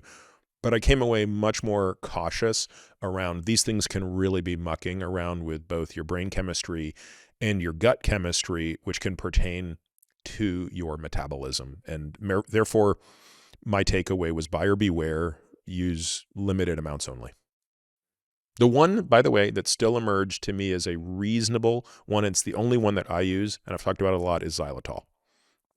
Xylitol is I shouldn't say that. Xylitol for chewing, so for gum, and allulose as an additive. So those were the safer. Yes, those are basically the only two I will consume. Yeah, I'll drink a Diet Coke every now and again if I'm on a plane or something. Yeah. This law that got passed a few years ago that you couldn't bring liquids in of your own into the airport and onto the plane. Like a few years ago. What a great scheme. What a great scheme to get people to buy overpriced fluids in the airport. Like, I mean, there are more important issues in the world, but like this one really gets me. But yeah, I use a little bit. I drink things with a little bit of stevia in it, the occasional Diet Coke. And I generally avoid sucralose. I don't like the way it tastes. Monk fruit's too sweet, but yeah, maybe we'll do a podcast on that in the future. Okay. So I think we can wrap this paper but tell me what you think about that point, Andrew. Like how, I mean, you know more about this stuff than I do, but if you had to just lay on your judgment, right? So if it were 100 to 0, you would say the light is 100% causal in the effects we're seeing. If it were 0 to 100, you'd say, nope, the behavior is 100% causal of the exposure to light. Where do you, again, you can't know it, but what does your intuition tell you? Okay, there's my intuition and then there's my recognition of my own bias. Because, I started working on these circadian pathways originating in the eye back in 98 as a graduate student at Berkeley. The cells, these melanopsin intrinsically sensitive retinal ganglion cells, were discovered in the early 2000s by a guy named Iggy Provencio, Dave Burson, Sam Hattar, Sachin Panta, and others. And it was like one of the most important discoveries in all of biology, clearly. So I've been very excited about these systems. But if I set that aside, so bias disclosure made, I think 65 to 75% of the effects are likely due to light directly. Now, it's impossible to tease those apart, as you mentioned, but to play devil's advocate against myself, you could imagine that the depressed individual is laying around indoors with the curtains drawn. They didn't sleep well the night before, which gives you a photosensitivity that isn't pleasant. Like, it sucks to have bright light in your eyes first thing in the morning, especially if you didn't sleep well. And then they're, making their coffee in a dimly lit, what they think is brightly lit environment. And then they're, looking at their phone and the state of the world sucks and their state of their internal landscape is rough. And maybe they're dealing with a pain or an injury or something, and their likelihood of getting outside is low. And when they do get outside, they're going to shuffle and not, so I could see how the behaviors could really limit the amount of light exposure. And then evening rolls around, they've been tired all day, and a common symptom of depression, you fall asleep, and then 2 or 3 in the morning, they're wide awake. What are you going to do at 2 or 3 when you're wide awake? Sit in the dark? No, you're going to get online. You're going to listen to things. You might have, I'm not recommending this, but alcoholic drink in order to try and fall asleep. I mean, this is the pattern. And so, shaking up that pattern is really what so much of my public health work these days is about, and trying to get people onto a more natural daylight, night dark rhythm.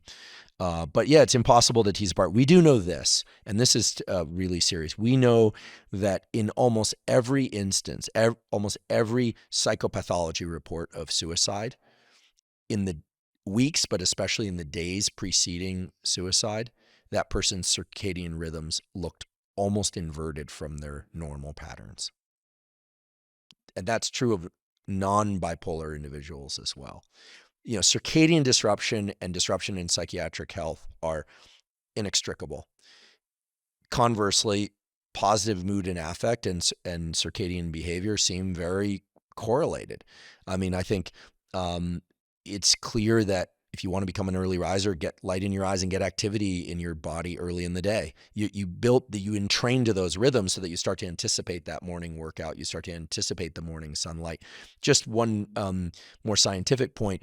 We know that when you view bright sunlight in the morning, or just sunlight that's illuminating your environment, as you said, you don't even have to see the sun itself, that there's a 50% increase in the amplitude of the morning cortisol spike, which is a good thing. Right. That's when you want it. Because it's inversely, the amplitude of the morning cortisol spike is inversely related to the amplitude of the evening cortisol spike, and high evening cortisol is associated with middle of the night waking, and on and on. So, I'm very bullish on these mechanisms. I also love that they're so deeply woven into our evolutionary history, that we share with single cell organisms. It's so wild.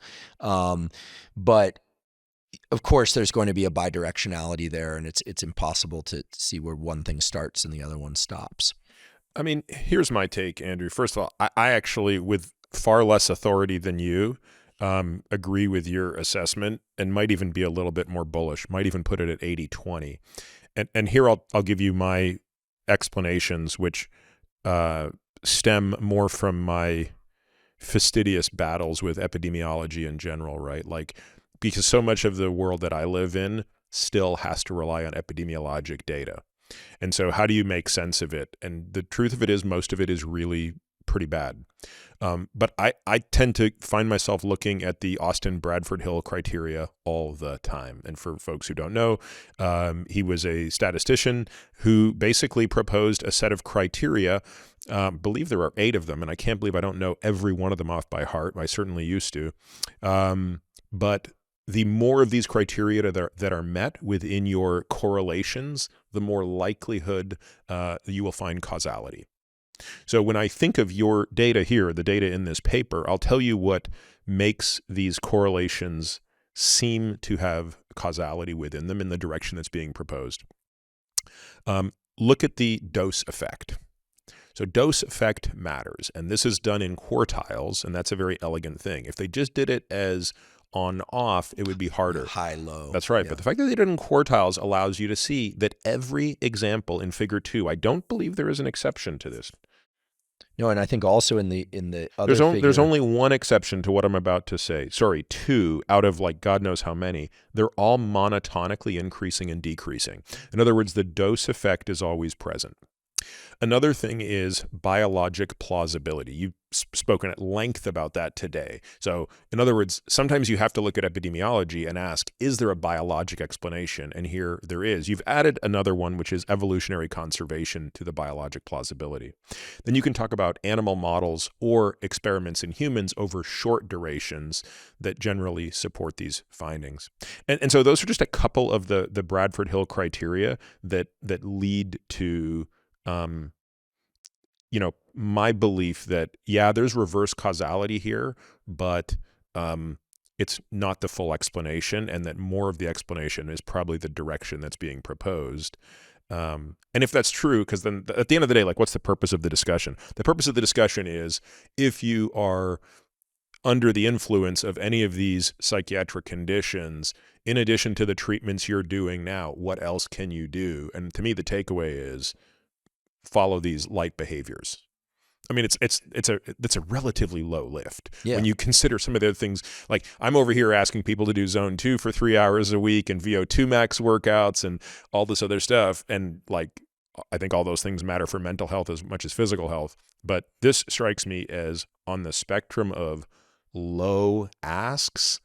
if it's only even 30% causality, 70% reverse causality, like I'll take those. I would still instate that. Yeah, and it's taking your coffee on the balcony. And people will often say, well, how do you do this with kids?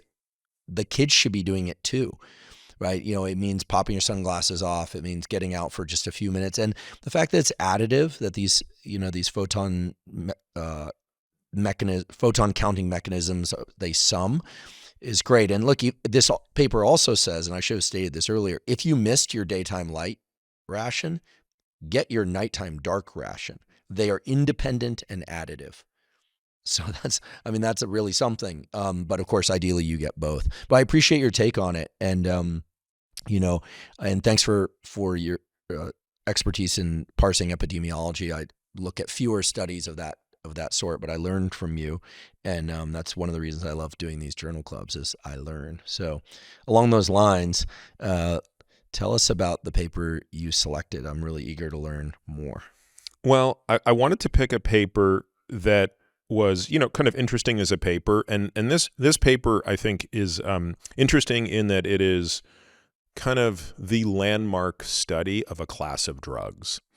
But in the same way that you kind of picked a paper that I think has a much broader overarching importance, the reason I picked this paper, which is from the New England Journal of Medicine, it's about 10 years old. No, correction, 13 years old, is because it is kind of the landmark study in a class of drugs that I believe are the most relevant class of drugs we've seen so far in cancer therapy.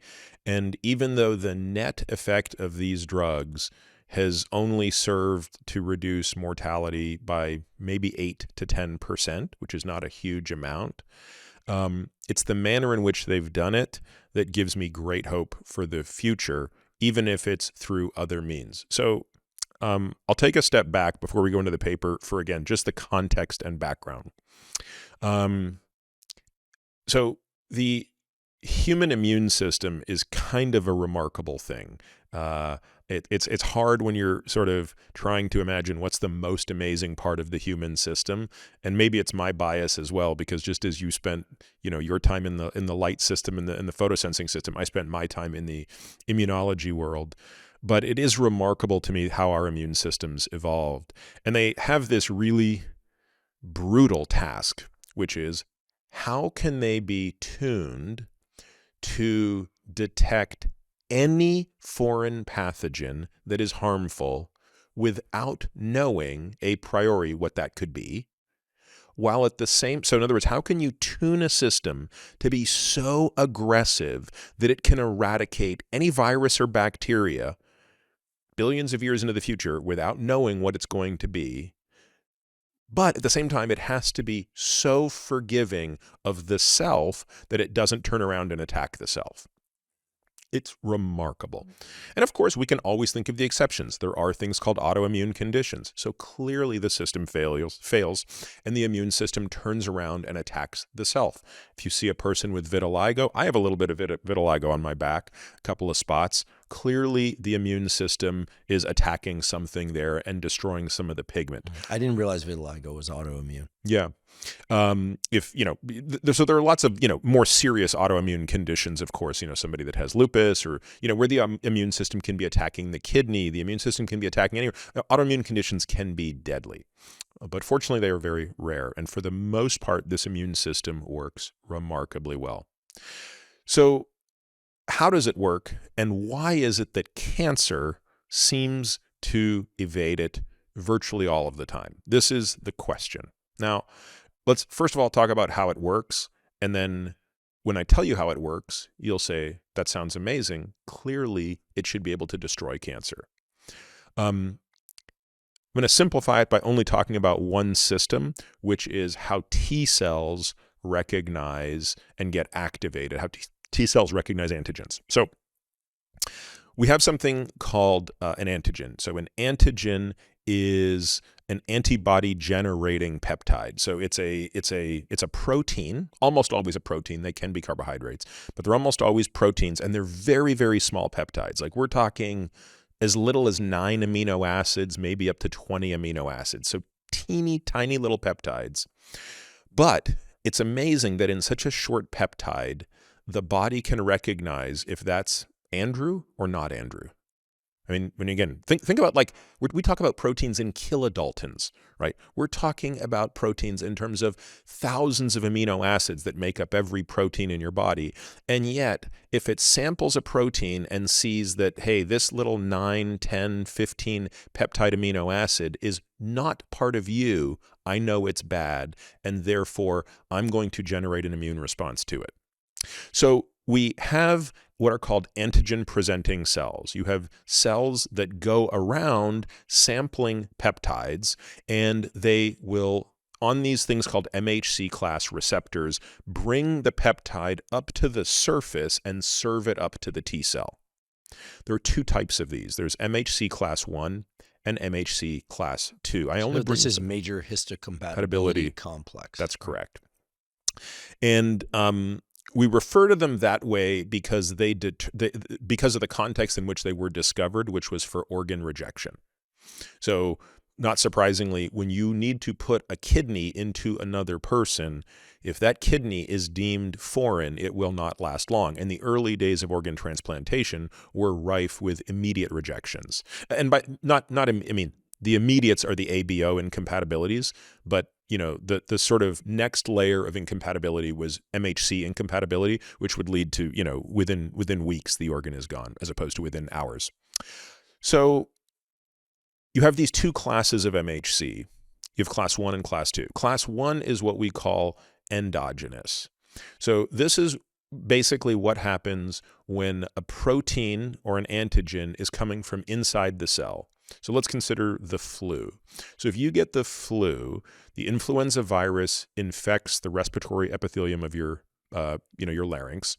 And that virus, as folks listening might remember from our days of talking about COVID, viruses can't replicate on their own. What they do is they hijack the replication machinery of the host, and they use that either to insert their RNA or DNA to replicate. And in the process, proteins are being made. Well, those proteins are the proteins of the virus, not of us. So some of those peptides get launched onto these MHC class 1 gloves. Basically, the glove comes up to the surface, and a T cell comes along. And in the case of MHC class 1, it's a CD8 T cell. These are what are called the killer T cells, right? And so this cell comes along, and with its T cell receptor, the T cell receptor meets the MHC class 1 receptor with the antigen in it. And if that's a lock, it realizes that's my target.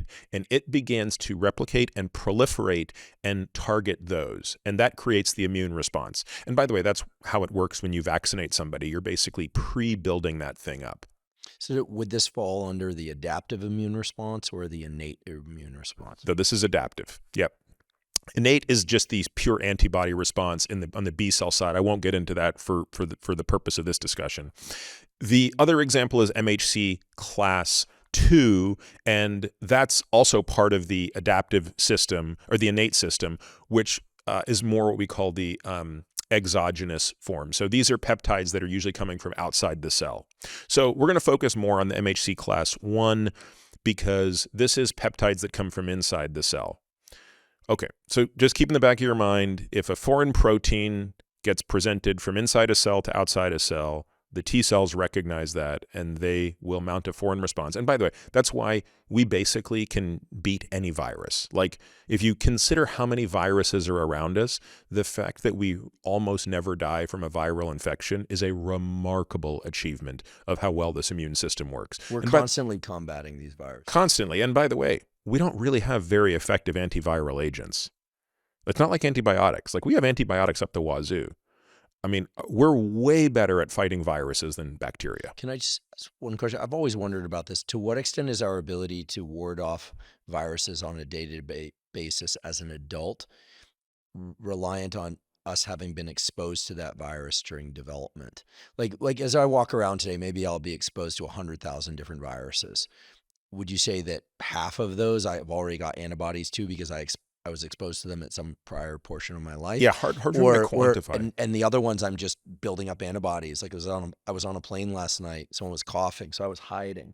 I had COVID a little while ago, so I wasn't too worried about that, and I feel great today. But, you know, I just assume that on that plane, I'm in a swamp of viruses no matter what, and that most of them I've already been exposed to since I was a little kid. So I've got all the antibodies, and they're just fighting it back, binding up those viruses and destroying them. Yeah, I think it's part that, and I also think it's part of them that our body can destroy without mounting much of an immune response. So therefore, your immune system is doing the work, and it's not mounting a systemic inflammatory response that you're not sensing. So is it also a physical trapping in my nasal epithelium? It's Yeah, like viruses. yeah. So yeah, like there you have huge barriers, right? So the skin, the hairs in your nose, all of these things are huge barriers. But assuming that still a bunch of them are getting in, at least the respiratory ones, that's the other thing to keep in mind, right? There are certain viruses that are totally useless floating around the air, right? There are certain viruses, the viruses that most people are really afraid of,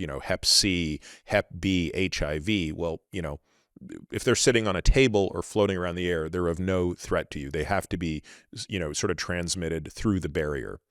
But again, some of these viruses you're going to defeat without an enormous response. And then some of them, like why is influenza, quote unquote, such a bad virus, whereas the common respiratory cold kind of sidelines you for a day? It's the immune response that you're feeling. The bigger the immune response to the virus, the more you're feeling that. You feel your immune system going crazy, right? The interleukins that are spiking, the third spacing that occurs to get more and more of the immune cells there, the spike of your temperature as your body basically tries to cook the virus, all of that stuff is your body doing fatigue. Yeah, you're being drained and all this happening. So one more point I'll mention, just to close the loop on the autoimmunity. How is it that we learn not to attack ourselves? That's something called thymic selection that occurs in infancy. So you and I have a no good for nothing tiny little thymus that it's almost impossible to see these things. When we used to operate on people, the thymus is barely visible in a healthy adult outside of thymic tumors. But in a child, the thymus is quite large. And the purpose of the thymus is to educate T cells and basically show the T cells what self is. And any T cell that doesn't immediately recognize it gets killed. So it's a really clever system where we basically teach you to recognize self at a very early age. And if you can't do that, you're weeded out. And then the thymus involutes thereafter because it's sort of served its purpose. Okay. Now let's talk about cancer. So what do we know about cancer? So we know that, again, cancer is a genetic disease in the sense that every cancer has genetic mutations. Most of those mutations are somatic, which means most of those mutations are mutations that occur during the course of our life. They're not germline mutations. The germline being the eggs and sperm, right? So it's all other cells. And I love that you pointed out that, there can be that cancer can be genetic, but isn't necessarily inherited, right? In fact, it's people rarely hear genetic inherited. and they think inherited, right? Yes. But inherited is always genetic to some extent, but genetic isn't always inherited. Yeah. So there are a handful of cancers that are derived from inherited mutations. So Lynch syndrome is an example of that. Hereditary polyposis is an example of that, where you have a gene that gets passed through the germline, and that gene codes for a protein like all genes do, and it's either you have too much of a gene or too little of a gene. So it's either a gene that promotes cancer and you have too much of that, or it's a gene that prevents cancer and you have too little of it or a dysfunctional version of it, right? So BRCA is an example of that. BRCA is hereditary. BRCA codes for a protein, and the women and men, but mostly the women that we think about who have a BRCA mutation that in some cases almost guarantees breast cancer, it's because of a defective copy. So it's like they don't get the protein that they need to protect them from breast cancer. So what do we know? Well, we know that, and this is probably one of the most remarkable things I've ever learned, and it still blows my mind every time.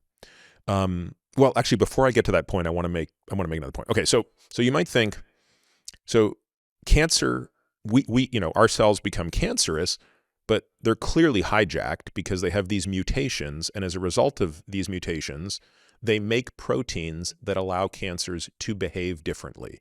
And cancers behave differently from non-cancers in two very critical ways. The first way is that they do not respond to cell cycle signaling.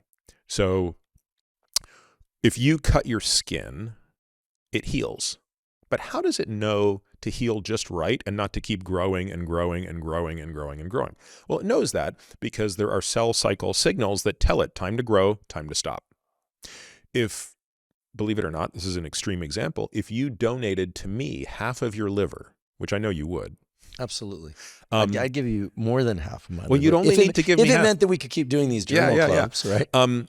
Within months, you would regenerate a full liver. That's so Isn't that amazing? That's so wild. It's like a salamander. You cut off a salamander limb, and please don't do that experiment because other people are doing it anyway, and it grows back. Yeah, and it knows how much to grow back. It's so wild. So when a cell is perfectly functioning, it knows how much to grow, and it's, well, cancer loses that ability. That is one of the hallmarks of cancer. It just keeps growing. It doesn't grow faster, by the way. That's a misnomer. People think cancers grow faster than non-cancers. There's no real evidence that that's the case. They just don't stop growing. The second property of cancer is the capacity to leave the site of origin, go someplace else and take up residence. So that's metastasis. That's the metastases component. So if you think about it for a minute, a cell that never stops replicating and has the capacity to up and leave and move and take up residence is clearly different from the cell itself, right? So if I have a cell of colonic epithelium, the cell that lines the inside of my colon, it's clearly got a set of proteins in it. But if all of a sudden that thing can grow, not stop, not listen to the signal, and then somehow wind its way into the liver and just keep growing and growing and growing, it must have different proteins. So the question then becomes, why does cancer even exist? How has our immune system not figured out a way to just silence this and eradicate it the way it does to virtually every virus you encounter? And to me, this is one of the most interesting questions in all of biology, and it really comes down to how clever cancer is, unfortunately, how evolutionarily clever it is.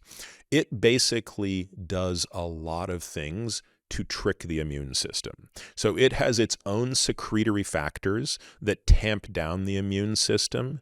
It grows in an environment because of its nature. So one of the things that's long understood about cancer is it's heavily glycolytic. And when something is heavily glycolytic, it's going glucose to pyruvate to lactate nonstop. There are lots of reasons for that. I think there's more than one. What does that afford it? Does that so it's interesting. Does that afford it a migratory potential? No, so it's super interesting. So that's the effect that what I just described is called the Warburg effect. And when Warburg proposed this, which God was probably in the 1920s, it was before World War II. He proposed it because he thought the mitochondria of cancer cells were defective. So he proposed that the cancer cells' mitochondria don't work, hence they have to undergo glycolysis. They can't undergo aerobic metabolism. We now know that that's not the case. So we now know that the Warburg effect, or the Warburg effect, if I'll refer to him correctly by his name, almost assuredly does not have to do with defective mitochondria. Others have proposed several mechanisms. I think there's probably more than one thing going on. So a paper that came out in 2009, very influential paper by a guy named Matt Vanderheiden and Craig Thompson and Lou Cantley, proposed that the reason that cancer cells do the Warburg effect is that they're not optimizing for energy, they're optimizing for cellular building blocks. And if you do the mass balance, it completely makes sense. Like dividing cells need building blocks more than energy. And glycolysis, while very inefficient for generating ATP, is much more efficient at generating substrate to make more cells. But another proposed mechanism is exactly at this one. Glycolysis lowers the surrounding pH because of lactate. Lactate attracts hydrogen, pH goes down, and guess what that does to the immune system? Detracts the immune system. So it's also a way to hide from the immune system. So there's a pH cloaking. Yes. Leveraging pH to cloak That's right. the signal that the immune system would otherwise see. Yep. And then when you layer on top of that it knows how to secrete things like IL-10, TGF-beta, all of these other secretory factors that also inhibit the immune system, basically it's figured out a way to kind of hide itself from the immune system. the way you describe it, cancer sounds like a virus. Yes. I mean, it sounds a lot like a virus. And that leads me to ask, are there any examples of contagious cancers? I recall seeing some studies about these little critters down in Australia, Tasmanian devils, that like they scratch each other and fight, as Tasmanian devils do. They're actually quite cute. And they would get cancers and tumors growing on their faces. Yes. It was like a literal physical interaction that could transmit cancer from one animal to the next. So it's less that there are viruses that cause cancer. So in that sense, you could argue, yes, there are contagious cancers. Well, HPV. Sure, yeah, HPV, Hep B, Hep C, but there are even cancers like cutaneous cancers that arise from viruses. But I don't know if that's quite the same as what you're saying. Like, no, they're both. What you're saying is an important point. I mean, we don't want to go down the rabbit hole of HPV, but right, that's increasing susceptibility to cervical cancer. Now there's a vaccine against HPV, yep. Right? There wasn't when we were in college, as we all knew. There was no vaccine, but but yeah, direct transmission of cancers from one organism to the next, more rare. Yes. Okay. So now, here, a moment ago, I said there's this really incredible thing about cancer that blows my mind and about our immune system, which is that at least 80% of solid organ tumors, and we're going to mostly talk about solid organ tumors because that's where the field of oncology has made very little progress. So if you go back 50 years, where has oncology made huge progress? It's made great progress in blood tumors, leukemias, and some kinds of lymphomas. In fact, there's two kinds of lymphomas where the progress has been remarkable. One has been in Hodgkin's lymphoma, and the other has also been in immunotherapy, has been in a type of B-cell lymphoma, where that B-cell demonstrates or presents something called a CD19 receptor. So in B-cell lymphomas with CD19 immunotherapy, there's a very unique niche immunotherapy, we won't talk about that today, called CAR T therapy that has got rid of those guys. And then leukemias have also been pretty good. But in solid organ tumors, there have been only two real breakthroughs in the last 50 years. One has been the therapy for a certain type of testicular cancer. And it's really just a chemotherapy cocktail that has been found to work really well. And the other has been in this really rare kind of gastric cancer called the GI stromal tumor, which happens to result from one mutation in a kinase pathway. And there's one drug that can now target that, and it works. It's kind of amazing. Cures that cancer. Cures that. What I'm talking about are the cancers that kill virtually everybody else. This is when you sort of line up, what are the big causes of cancer death? Let's start at the top. It's lung. It's then breast and prostate in men and women. It's colorectal, it's pancreas. Those are the big five. They kill more than 50% of Americans. Cancer-wise, let me restate that. More than 50% of cancer deaths in Americans come from those five. These are what we call the solid epithelial tumors. And you can march down the list, and most cancers that most people are thinking of are those cancers. Well, here's the thing. More than 80% of those cancers have antigens that are recognized by the host's immune system. I will state it again because it is so profound. 80% at least of those cancers actually generate an antigen, meaning a little peptide in that cell gets presented to the T cell and it is recognizable. And now the question is, why is that not sufficient to induce remission? And the short answer is there are not enough T cells that are able to act, and or they are being sufficiently inhibited from acting, which gets me to the point of this paper. One of the ways in which the body inhibits the immune system, which we should remind ourselves is an important thing, right, is something called the checkpoint inhibitor. Okay, so go back to that idea that I talked about before. You have an antigen-presenting cell. It brings up an MHC receptor with a peptide on it, and there is a T cell that is coming. And I actually brought a diagram, which I'm gonna link to this because I don't want to make this too complicated, but I really think that this figure is helpful to understand how these how these drugs work. So the MHC receptor with the peptide is sitting there, and it binds to the T cell receptor on the T cell, but there is another receptor on the T cell, a CTLA4 receptor. And that binds to a receptor that I won't bother naming now because the names don't matter. But there's another receptor on the antigen-presenting cell that binds to that. And that acts as the brakes in the reaction. So CTLA4, which is on the T cell, binds to another CD receptor on the antigen-presenting cell, and it says, tamp down the response. And the reason for that is we want to keep our immune system in check. This basically is a way of asking the immune system, because remember, when the immune system sees that antigen, it wants to go nuts. It wants to start replicating and killing. This is a CD8 T cell. It is a targeted killer T cell. The checkpoint says, let's double check that. Let's be sure. Let's tamp down the response. And as a result of that, a thought experiment emerged, which was, what if we block CTLA4? What if we block the checkpoint? Could we unleash the immune system a little bit more? And I will say this, at the time it was proposed, it seemed a bit far-fetched. Because of the complexity of the immune system, it seemed a little far-fetched that simply blocking the checkpoint would have any effect. It's also worth noting that prior to this, one immunotherapy had found some efficacy, which was trying the exact opposite strategy. Rather than blocking the inhibitor, it was throwing more accelerant at the fire, which was giving something called interleukin-2.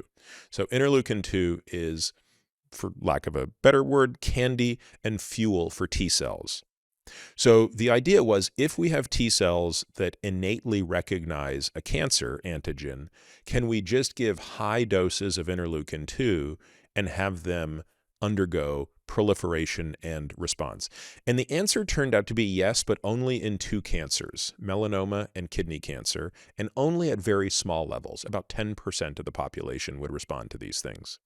Now, look, that's 10% of people who were going to be dead within 6 months, because these are devastating cancers, and once they spread, there are no treatments that have any efficacy whatsoever. In fact, I think median survival for metastatic melanoma at the time was probably 4 months. So this was a very grim death sentence.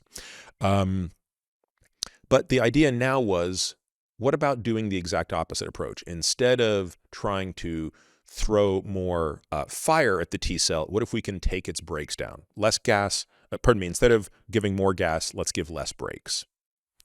And there were some phase 1 studies that demonstrated efficacy, phase 2, and the paper I'm going to talk about today is the phase 3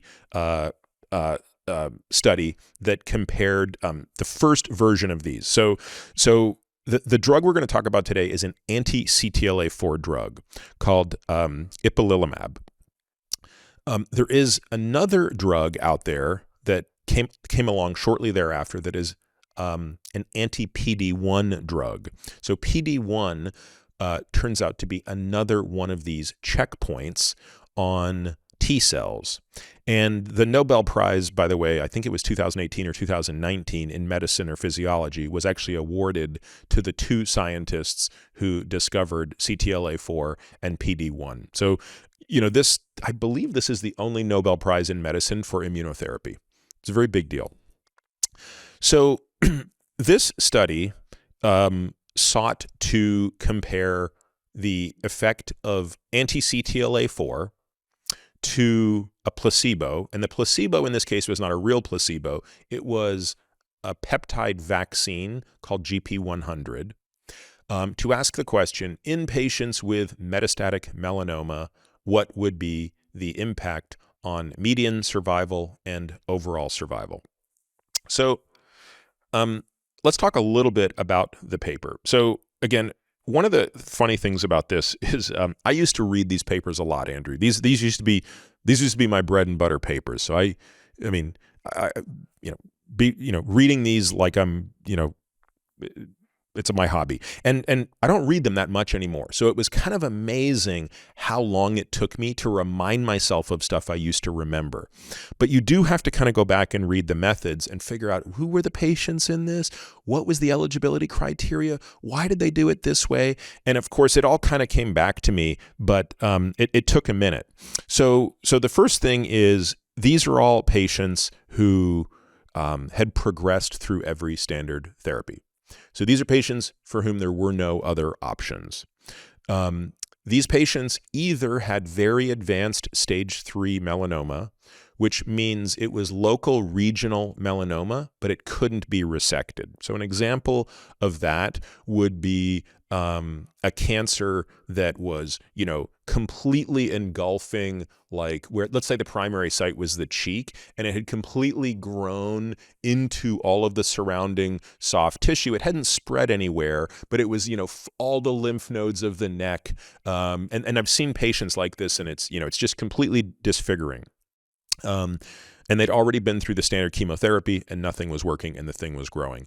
And then it was mostly made up of patients with stage 4 cancer. Now, melanoma has a very funny staging system. So in cancer, we typically talk about something called the TNM staging system. It is the standard way that cancers are staged. T refers to the tumor size, N refers to the lymph node status, and M refers to the presence or absence of metastases.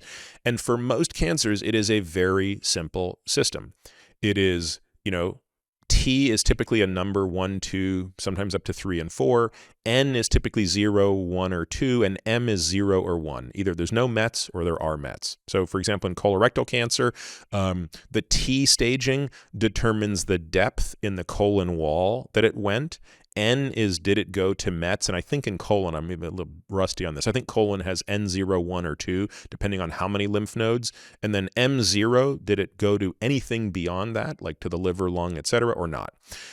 Melanoma is a bit more complicated. It has M0, meaning no Mets, but it also has M1A, M1B, M1C, and M1D. And within each of those, it has a threshold for high and low lactate dehydrogenase, or LDH.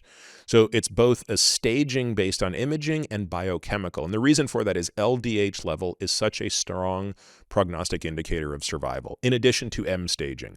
Higher LDH levels tend to reflect more acidity, which we talked about why that's problematic, tends to reflect faster growing tumors, higher turnover, higher metabolic activity. M1A, let me see if I can remember this. M1As are cancers that have metastasized to surrounding soft tissue, or soft tissue anywhere in the body, so anywhere else on the skin. And you might think, well, that's kind of crazy. Like, how does that happen? And it's really bizarre. You can have a patient who had a melanoma that showed up in one part of their body, and then they have metastases on other parts of their skin. M1B is, and I always get B and C confused. I think B is the lung. So M1B is to the lung, M1C is to any internal organ, so liver, etc., and M1D is to the CNS. And as those numbers increase, as those letters increase, the prognosis gets lower and lower and lower. So one of the first things I always look at when I look at a paper like this is, tell me about the patient population. Like, what was the what was the breakdown of patients? And in table 1, so that's, again, in clinical papers like this, table 1 is always baseline characteristics. I should mention one other thing, Andrew. This was done as a 3-to-1 randomization. So again, in the simplest form, a study would have 2 groups, right? You would have, we're going to just have a treatment group and a placebo group. But in this arm, you had 3 groups, with one of them being the placebo. The placebo got just GP100, which is just a cancer vaccine. By the way, this is a cancer vaccine that never showed any efficacy. So it was a cancer vaccine that had been tested both with interleukin-2 directly and as an adjuvant for patients who had metastatic melanoma, who had melanoma resected, who were tumor-free, and then given the vaccine as adjuvants to see did that have an effect on outcomes, and it didn't. So it's kind of a known placebo. So you had that group, then you had the anti-CTLA-4 group, And then you had anti-CTLA-4 plus GP100. Yeah, what's the rationale? For the 3 to 1 to 1, it's basically, it increases statistical power. Right. So, this total study was a little under 700 people. They put 400 in the anti-CTLA-4 plus GP100 group, and then, a little over 130 in each of the other two groups. So you're always going to be able to make these two comparisons, right? What you can check by doing this is there any effective GP100 in this setting, which had never been done before. So again, GP100 is a known protein expressed by melanoma, and all of these people were haplotyped to make sure that their immune system would recognize it. And the question was, would giving people anti-CTLA-4, i.e. taking the brakes off their immune system with or without GP100 make a difference? So kind of going through this, you can see it sort of skews about 60% to 40% male to female. They talk about something called the ECOG performance status. That refers to how healthy a patient is coming in. So ECOG 0 is no limitations whatsoever, which is kind of amazing when you really consider something. I think this speaks to just how devastating this disease is. These are patients who all have like 6 months to live, right? A year max. And yet, look at this. 58 to 60% of them have no limitation on their quality of life at this very moment. That's going to change dramatically, absent a cure here. And then ECOG 1 has some limitation. And you can see that ECOG 1 plus ECOG 0 is basically 98% of the population. You can see the staging there. So again, very, very few of these patients are the M0 category. M0s are people who have stage 3 disease that is so aggressive it can't be resected. That's about 1%. But the majority of these people are the M1As, M1Bs, M1Cs. So these are people with very aggressive cancers. You can also see that about 10 to 15% of these people also have CNS metastases. Again, the poorest prognosis of the poor. And then you can see the about 40% of them have the LDH level above cutoff. All of this is to say, we're talking about a group of patients who have, a very high likelihood of not surviving more than, a year. It would be very, unlikely that many of these patients would survive more than a year. So basically, more than 70% of these people have visceral metastases. A third have high LDH, and more than 10% have brain mets.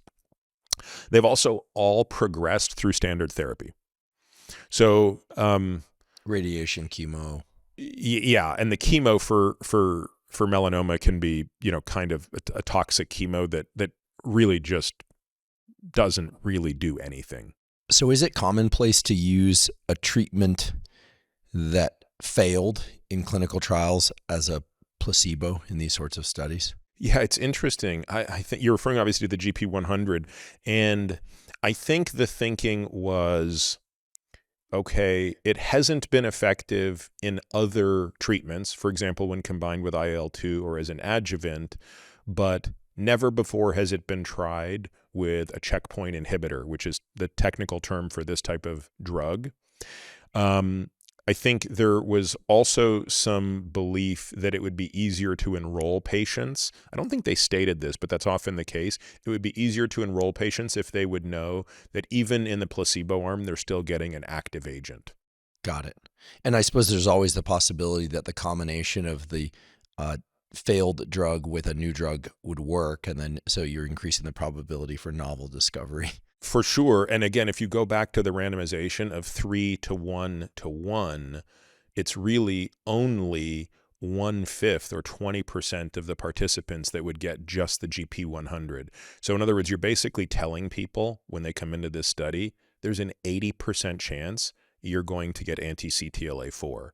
That's a much better set of odds than, your typical study where you're going to be 50% likely to get the agent of interest. Right, and people who are literally dying of cancer, that they don't want to be in the control group. Right, that's right. So the primary outcome for this study actually changed in the study. Now, they have to get permission to do that. Mm-hmm. But the original primary endpoint was the best overall response rate. So I have to explain how response rates are measured. This is a bit complicated. Remember, all of these patients by definition have measurable, visible cancer. By visible, either on the surface of their body, but more likely on an MRI or CT scan.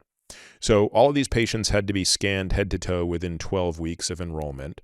Again, there's another thing I should point out here, which I know you understand, but it's always worth reminding people. When a study like this takes place, it usually takes place over many years. And so it's not the case that all 700 of these patients were enrolled on the same day and finished, we finished observing them on the same day. No. This took place for a very long period of time. This took place across tens of centers. I can't remember if this was just globally or across the world. It might have been across the world. And so every center really needs to adhere to a very strict protocol. And you have a central organization that is running this. So you have a drug company, I think this is Bristol Myers Squibb, that makes the drug. They provide the drug. And then you have a CRO, a clinical research organization, that is basically managing the trial. And the trial is being done at cancer centers all over the world or all over the country. And enrollment, I think, began in 2008 for this. No, I think it completed in 2008. It probably started in about 2004, 2005. And therefore, you had to kind of have real clear protocols around this. So a complete response is the easier of these to understand. A complete response is everything vanishes completely. That's very rare in cancer therapy. So instead, what we kind of look for is a partial response. A partial response, and there are really different ways to define this. There are different criteria, but this is the most common way you define a partial response. A partial response is at least a 50% reduction by diameter, because remember, in this type of imaging, you're looking at 2D versus 3D. So if you're looking at a lung lesion and it's this big, if it's 2 centimeters long, it has to go to at least 1 centimeter in diameter. So it's a 50% reduction at least of every single lesion, with no new lesions appearing and no lesions growing. So it's very strict criteria, right? Again, CR means everything vanishes. PR means at least a 50% by diameter, which, by the way, is a much bigger reduction in terms of tumor volume when you consider the linear versus the third power relationship of length and volume of every single lesion, with nothing new appearing regardless of how small and no lesion growing. So that's a PR. So you basically have no response, progression, we talk about those together, and then partial response and complete response. So initially, the authors of this study were going to, the primary endpoint of this was going to be the best overall response rate. So what was the proportion of patients that hit PR? What was the proportion that hit a CR? That's very common in this type of paper where the outcomes are typically so dire. However, I think I said that the study was, I don't remember when the study ended, but the amendment was made to change the primary endpoint to overall survival at some point during the study. So, and by the way, that tends to be the metric everybody cares most about. So the overall survival for metastatic melanoma is 0, with the exception of people who respond to interleukin-2, high-dose interleukin-2, and that will boost the overall survival rate to somewhere between 8 and 10%. Very, very low. These patients, many of whom had already taken and progressed through interleukin-2. Let me refresh my memory on what percentage of those patients. About a quarter of these patients had already taken high-dose interleukin-2, and by definition, the fact that they're in this study means they had already progressed through that. That treatment had failed. Just reiterate just kind of the state these patients are in. So now let's look at figure 1. So again, I'll describe it because I realize many people are just listening to us. All of this will be available both in the video, and then we'll link to the paper. So figure 1 is a figure that probably looks really familiar to people who look at, any data that deal with survival. It's called the Kaplan-Meier survival curve. So on the x-axis for this curve is time, and time here is shown in months. And on the y-axis is the overall survival. At the very top, 100%. At the bottom, 0%. And it has three graphs or three curves that are superimposed on one another for each of the three groups. Again, the control group, which is the GP100, the anti-CTLA-4 group by itself, and the anti-CTLA-4 plus GP100. And one of the characteristics of a Kaplan-Meier curve is, by definition, they have to be decreasing in a monotonic fashion because it's cumulative overall survival. That just means it can't like come down and go back up. Nobody comes back to life. So once a person dies, they are censored from the study and the curve drops and drops and drops. And you can see that they kind of highlight, and I actually think it makes the graph a little harder to read when they put some of those marks on there. But what really becomes clear when you look at this is that there's a clear distinction between the curve for the placebo group, the GP100 group, and the other two, the two treatment groups. Now, you'll note at the very end that the two treatment groups appear to separate a little bit. I'll talk about that in a second. So when I look at these, Andrew, the first thing I always turn my attention to, I can't resist, I have to look at the right-hand side of the graph. Because what is that really telling me, right? The tail of this is showing me the true overall survival. And I want to sort of figure out what is going on. So in the GP100 group, which is the placebo group, it is kind of amazing to think that there is still one person who is alive at 44 months. It's amazing. I mean, it's both sobering and amazing that like one person made it to 44 months. The next thing I ask myself is, well, how long did half of the people make it? That's called median survival. And to do that, you go up to the y-axis and you draw a little line from the 50 over, and then you bring that down. And that's, you know, that's awfully low. That's about, yeah, in fact, the table will tell us exactly what that is, because I think it's really hard to eyeball that stuff. So let's go to, so there's always a table that will accompany these things, and let's pull up that table. I've got this paper spread out over so many things. Let's adverse events. Where's our survival table here? Figure 2, subgroup analysis of overall survival.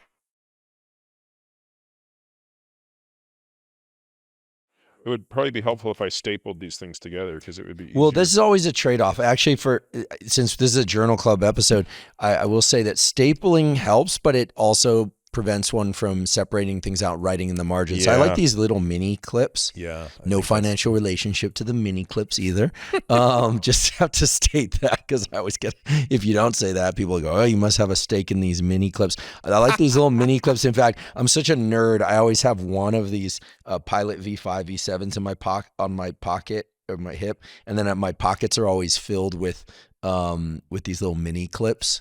And but then again, I have a friend who's a musician, and he's always raining guitar picks. So, you know, as far as occupational hazards go of being a nerd, mini clips I'm a big fan of the mini clip as well, but I went without it today. All right, so thank you. Yes, table 2. All right, so let's look at table 2 while looking at the Kaplan-Meier curve, because now this allows us to see a couple things. By the way, remember how I said there's like that one person who kind of is still alive in the treatment group? Well, you can tell that he's not a complete responder. He or she is not a complete responder, because under evaluation of therapy in table 2, it says best overall response, and it says complete responders 0.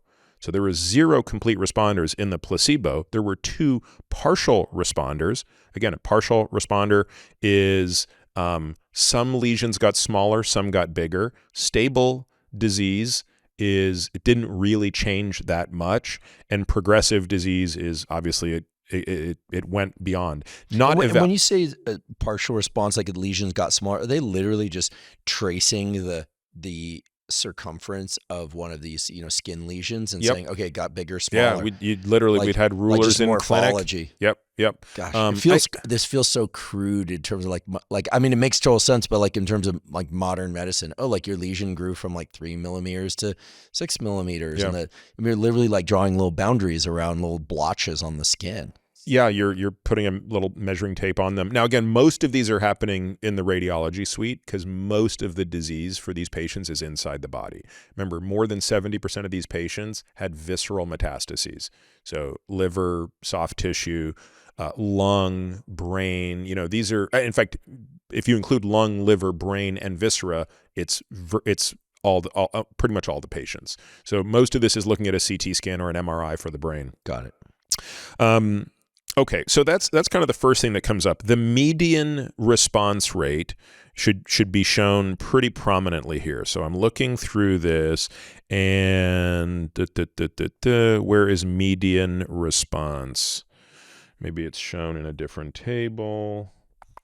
Let's see. Not disease control rate, time to progression. I remember it's about 10 months, but maybe that's just in the text.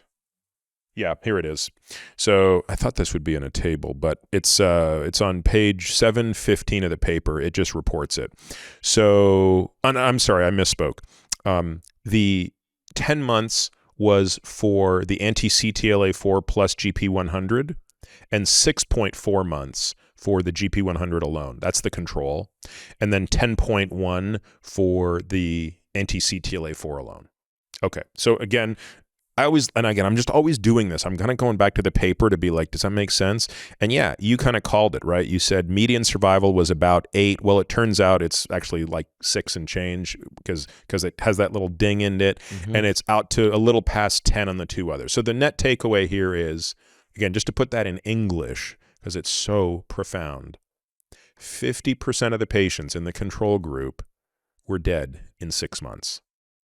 50% of the patients in the treatment group, both treatment groups, were dead in 10 months.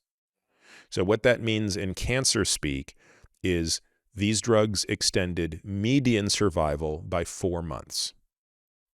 Now, that's an important concept. When we think about how has cancer therapy changed over the past 50 years, median survival for metastatic cancer has increased across the board. So a person today with metastatic colorectal cancer, or a woman today with metastatic breast cancer, or a person with metastatic lung cancer, these people will live longer with those diseases today, thanks mostly to treatments. This is not an early detection lead time bias issue. This is treatments are allowing people to live longer. And that's an important part of the story. But it's only half of the story, yet it often gets touted as the story. The other half of the story, and frankly the story that I think is more important, is what is overall survival doing? And if you go back to those cancers, the answer is 0. So overall survival hasn't changed for solid epithelial tumors. It was 0% in 1970, and it's 0% today.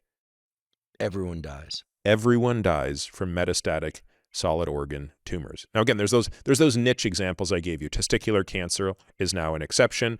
GI stromal tumors would be an exception. And I'm not including leukemias and lymphomas where now there are exceptions. Okay, not to try and be overly optimistic, but if I look at the graph in figure 1 and I look out at the tail of the graph. That's right. And for those that are just listening, what I see, and I'm far less familiar with this type of work and this analyzing these type of data, but what I see is that people in the placebo group, they're all dead except that one. Yep. They're basically all dead at 44 months. Yep. But when I look at the number, how long it takes for everyone to be dead in the true treatment groups, it's like 53, 54 months or so. Well, and they're not dead. That's the point. They're hanging in there, right? So because, an extra, somebody who lost both of my scientific advisors, 2 of the 3, the other one to suicide. We've talked about this before. But the other 2 to different cancers, both had the BRCA2 mutation, by the way. An extra 8 to 10 months with your kids or with your spouse, or to quote unquote get your affairs in order is a big deal. I mean, it's still depressing in the sense that nobody survives long term, but an extra 10 months, as long as one is not miserable in that time, completely miserable. That's extra 10 months of living, right? Well, and what's interesting here is, the observation period stops and some of these patients are still going. So what you're highlighting is kind of the point I want to make, which is overall survival is the most important metric, and it's the highest bar, make no mistake about it, and it's certainly not the bar any drug company is ever going to want to talk about for a cancer drug. But why not? Because none of them work, right? Like we don't have, like drugs. They only want to talk about cures. They don't want to talk they about only want to talk about life. median survival. They only want to talk about extending median survival. And, there are, lots of people out there that are on this platform. I don't need to get onto it, but who will say, like, look, it's a real racket in oncology today, where drugs that are extending median survival by 4 weeks are being put on the market at a tune of, $50,000 to $100,000 per treatment. That's not uncommon in oncology. There was one drug that was approved for pancreatic cancer. I believe it extended median survival by 9 days, and it cost $40,000. And it's being advertised as significant. Yes, because that was a statistical significant improvement in median survival. So I'm just So look, it's really understandable why people are very skeptical of the pharma industry, and I think a much more nuanced view is necessary. Clearly, I don't think pharma is all bad, but I really understand why people lose faith in pharma when these types of products somehow make regulatory approval. Does insurance cover these kinds of drugs? It can. In fact, it often does. It depends on the FDA approval, of course, and the indication, but a lot of times they do, right? So yeah, there's a societal cost to these things, but there's also a patient cost, right? So a lot of times insurance doesn't fully cover it, and a patient has to bear the cost difference. And on top of that, you alluded to this a second ago, which is, what if your quality of life is dramatically compromised as a result of this treatment? And yes, statistically, you're going to live 9 days longer or 3 weeks longer, but at what cost to your health in those final remaining days? And by the way, you're potentially straddling your loved ones with enormous debt in your absence. So it's a super complicated topic. Yeah, there's a dignity component too. I mean, I've seen this in people dying. At some point they become such a diminished version of their former selves that they don't want to be seen by people that way. So what is exciting about this drug, although this paper is not the one that shows it. The reason I chose this paper, Andrew, is because it was the first approval. A second drug came along that is an anti-PD-1 drug. That drug is called Keytruda. That drug turned out to be even better and has even a greater response rate, both in terms of median survival and overall survival. But this was the landmark paper. I also have a slight bias here, and I'll disclose in a moment why. But I think it just talks about very interesting biology. So let's talk about a couple things that stuck out to me in this paper. The first thing that stuck out to me, and the authors didn't comment on it unless they did and I missed it, is look at figure 2. So figure 2 is the subgroup analyses where you're sort of showing a similar graph to the one you showed earlier, right? Where you show the response rate or the change in response between the groups, and then you put the error bars on it. And this is where we talk about how, well, it's a 95% confidence interval, so does it touch the unity line? So these are called like tornado plots typically. And what you'll notice is that in the top, you're looking at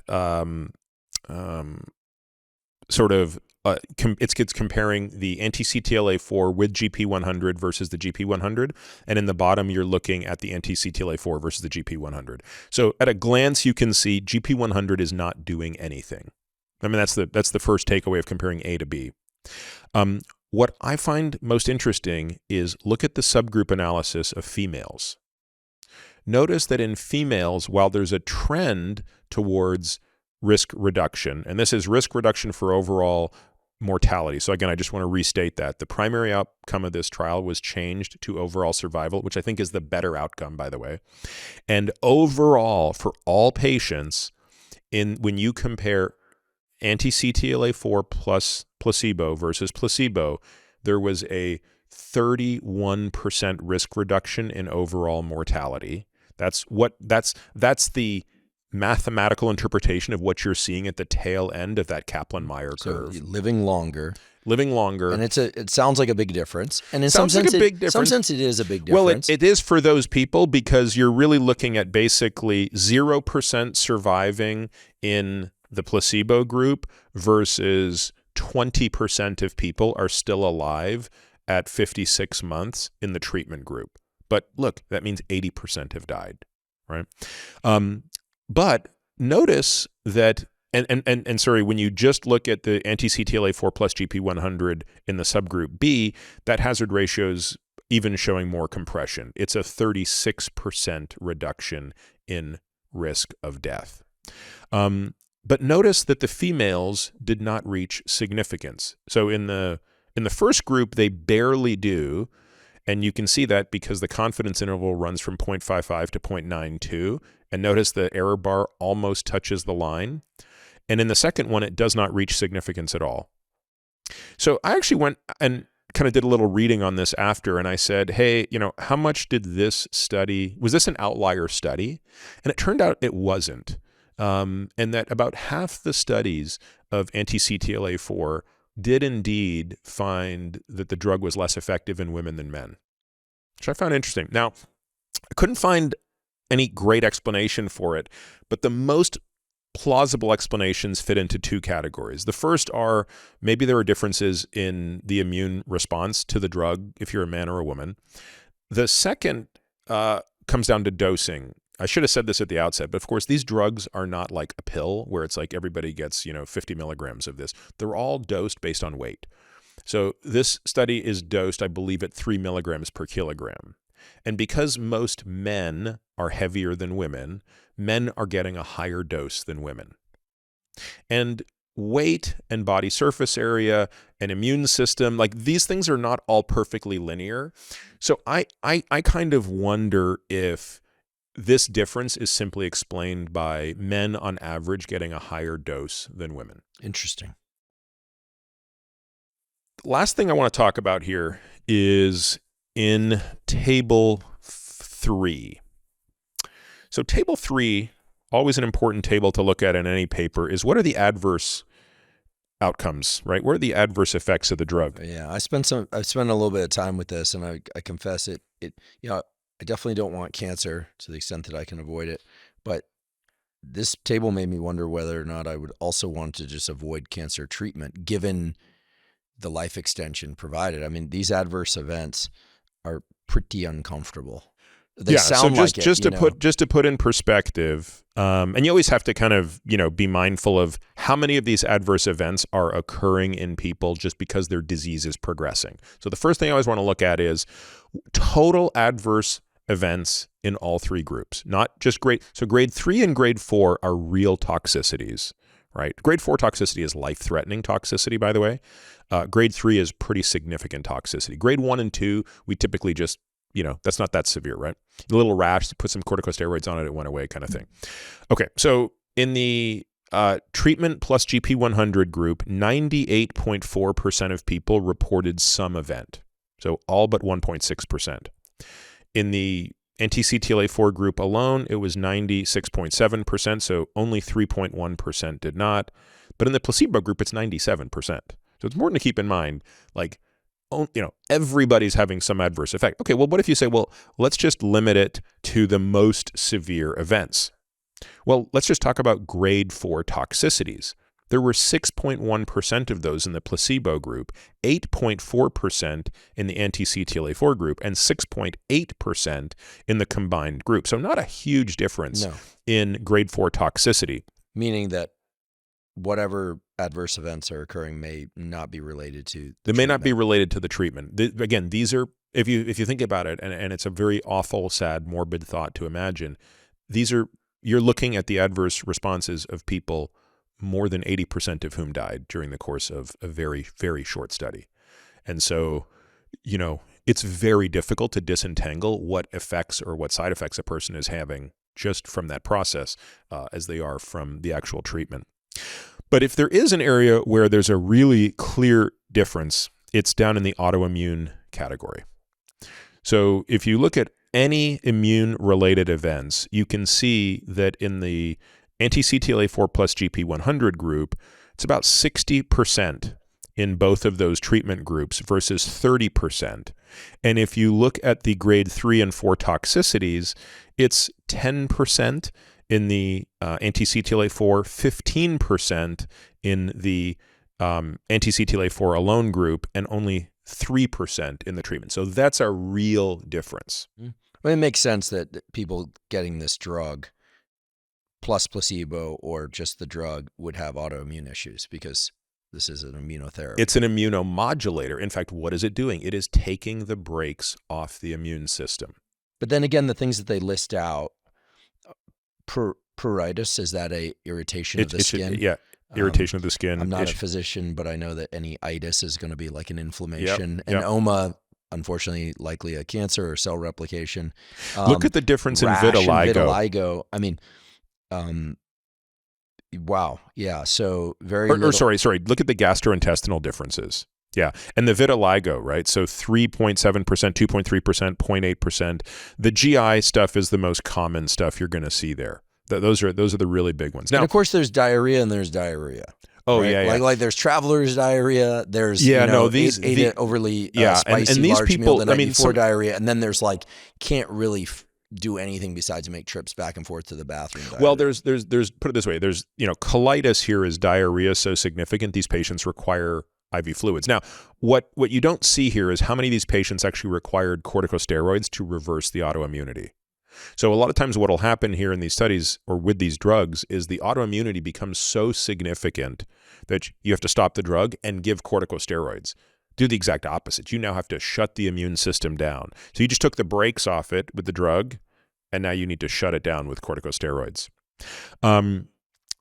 When I was I in med school? No, when I was in my fellowship, I wrote a paper about autoimmunity correlating with response rate in anti-CTLA-4 early on. This was during the phase 2 work. So, so the NCI was a very early adopter of participating in these trials, and it was observed that, or at least hypothesized, this is what the paper basically wrote about, which was, is there any correlation between autoimmunity and response?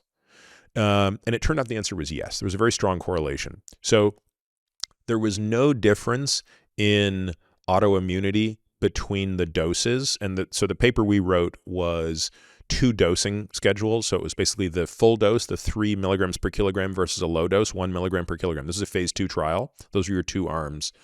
There turned out to be no difference in autoimmunity between them, but there was a big difference between the response rate that tied to autoimmunity. In other words, autoimmunity predicted response. Now, I think over time, these investigators, the doctors who administer these treatments, are getting better and better at catching these things earlier because these autoimmune conditions can actually be devastating. So on a very personal note, when Keytruda came out, I want to say it was around 2011. No. Gosh, it must have been 2013, 2014, thereabouts. Again, it was for treatment of metastatic melanoma. I want to come back and explain why melanoma gets all of the attention in autoimmune condition in immunotherapy conditions. I'll state that. But anyway, a friend of mine got pancreatic cancer, and he got the bad type of pancreatic cancer. So this is like the adenocarcinoma of the pancreas, right? So this is a non-survivable type of cancer. Furthermore, his was unresectable. So can you explain what that is? Yeah. So about 20% of people who have pancreatic cancer technically have it in a way where you could still take out the head of the pancreas. Right. The Whipple procedure. The Whipple procedure. Right. Now, tragically, most of those patients will still recur. My understanding is that pancreatic cancer progresses from anterior to posterior in the pancreas, and that the Whipple is a removal of the front end, the anterior. That's the Whipple procedure. So if the cancer has progressed far enough caudal into the posterior pancreas, then there's nothing left to cut out, basically.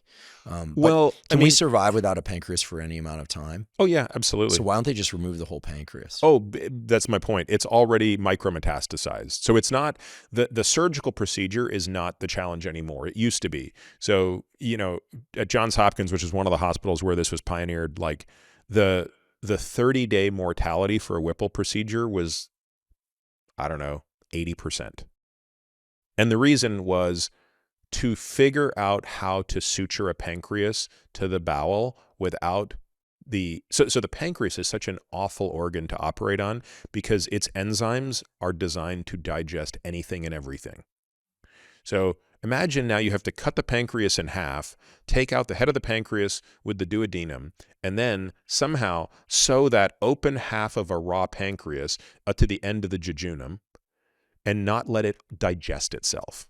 Someone at Hopkins figured this out. No, the first one was actually done by A.O. Whipple, but yes, at Hopkins is where they figured out the way to put drains in, the surgical technique, how to do it in 2 layers, what type of stitches to use, like all of the nuances of this were worked out in a few places, but I would say Hopkins more than any place else. And are there physicians who try this on non-human primates or something, or is this always just done on patients? And nowadays, I mean, put it this way, even 25 years ago, at a major center like Hopkins, the mortality of that procedure was less than 1%. Amazing. Yeah, so totally there have amazing. been some victories. Well, yes, but here's my point. That's no longer the bottleneck, right? Taking out the pancreas safely, as complicated and challenging as that is, and if you need a Whipple procedure, you only want to have it done by someone who just does that night and day, because you don't want weekend warriors doing it. That's not why people are living or dying. They're dying because the cancer just comes back. It was already spread to the liver by the time you did it. You just didn't realize it yet.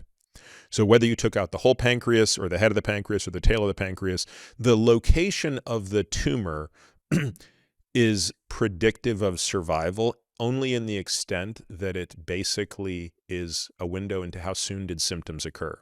So pancreatic cancers in the tail tend to be more fatal, even though they're way easier surgically to take out, because by the time you develop symptoms of a tail pancreas cancer, it's a big cancer. So I was going to ask this question later, but I'll just ask it now. Given the link between the immune system and these cancers, is there an idea in mind that people who are, let's say, 40 and older or 50 and older, who don't yet, they're not diagnosed with any cancer, would periodically just stimulate their immune system to wipe out whatever early cancers might be cropping up? Just take a drug to just ramp up the immune system, even to the point where you start having a little diarrhea, maybe a few skin rashes, and then come off the drug, just basically to fight back whatever little cell growths are starting to take place in skin or liver, or, maybe for 3 weeks out of each year. I mean, why not?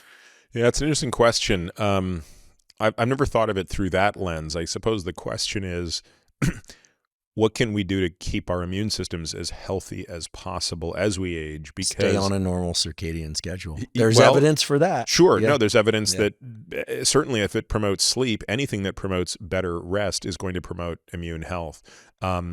Because if you ask the macro question, which is why does the prevalence of cancer increase so dramatically with age?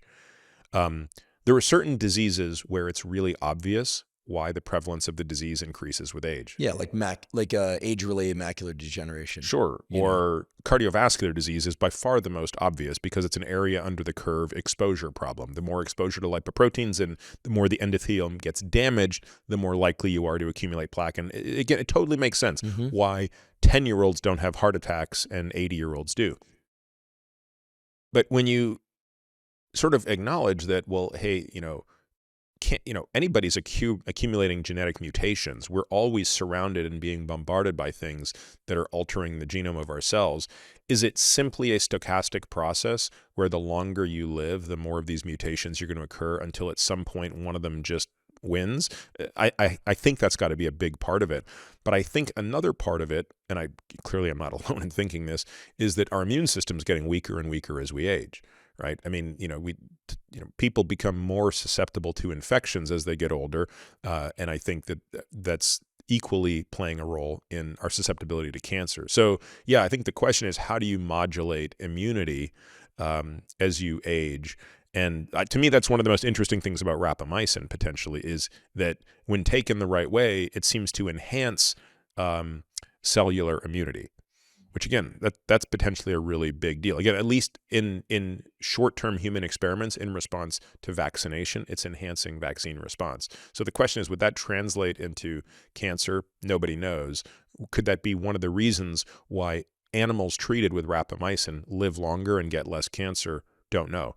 It could also be that it's at a fundamental level that's targeting nutrient sensing.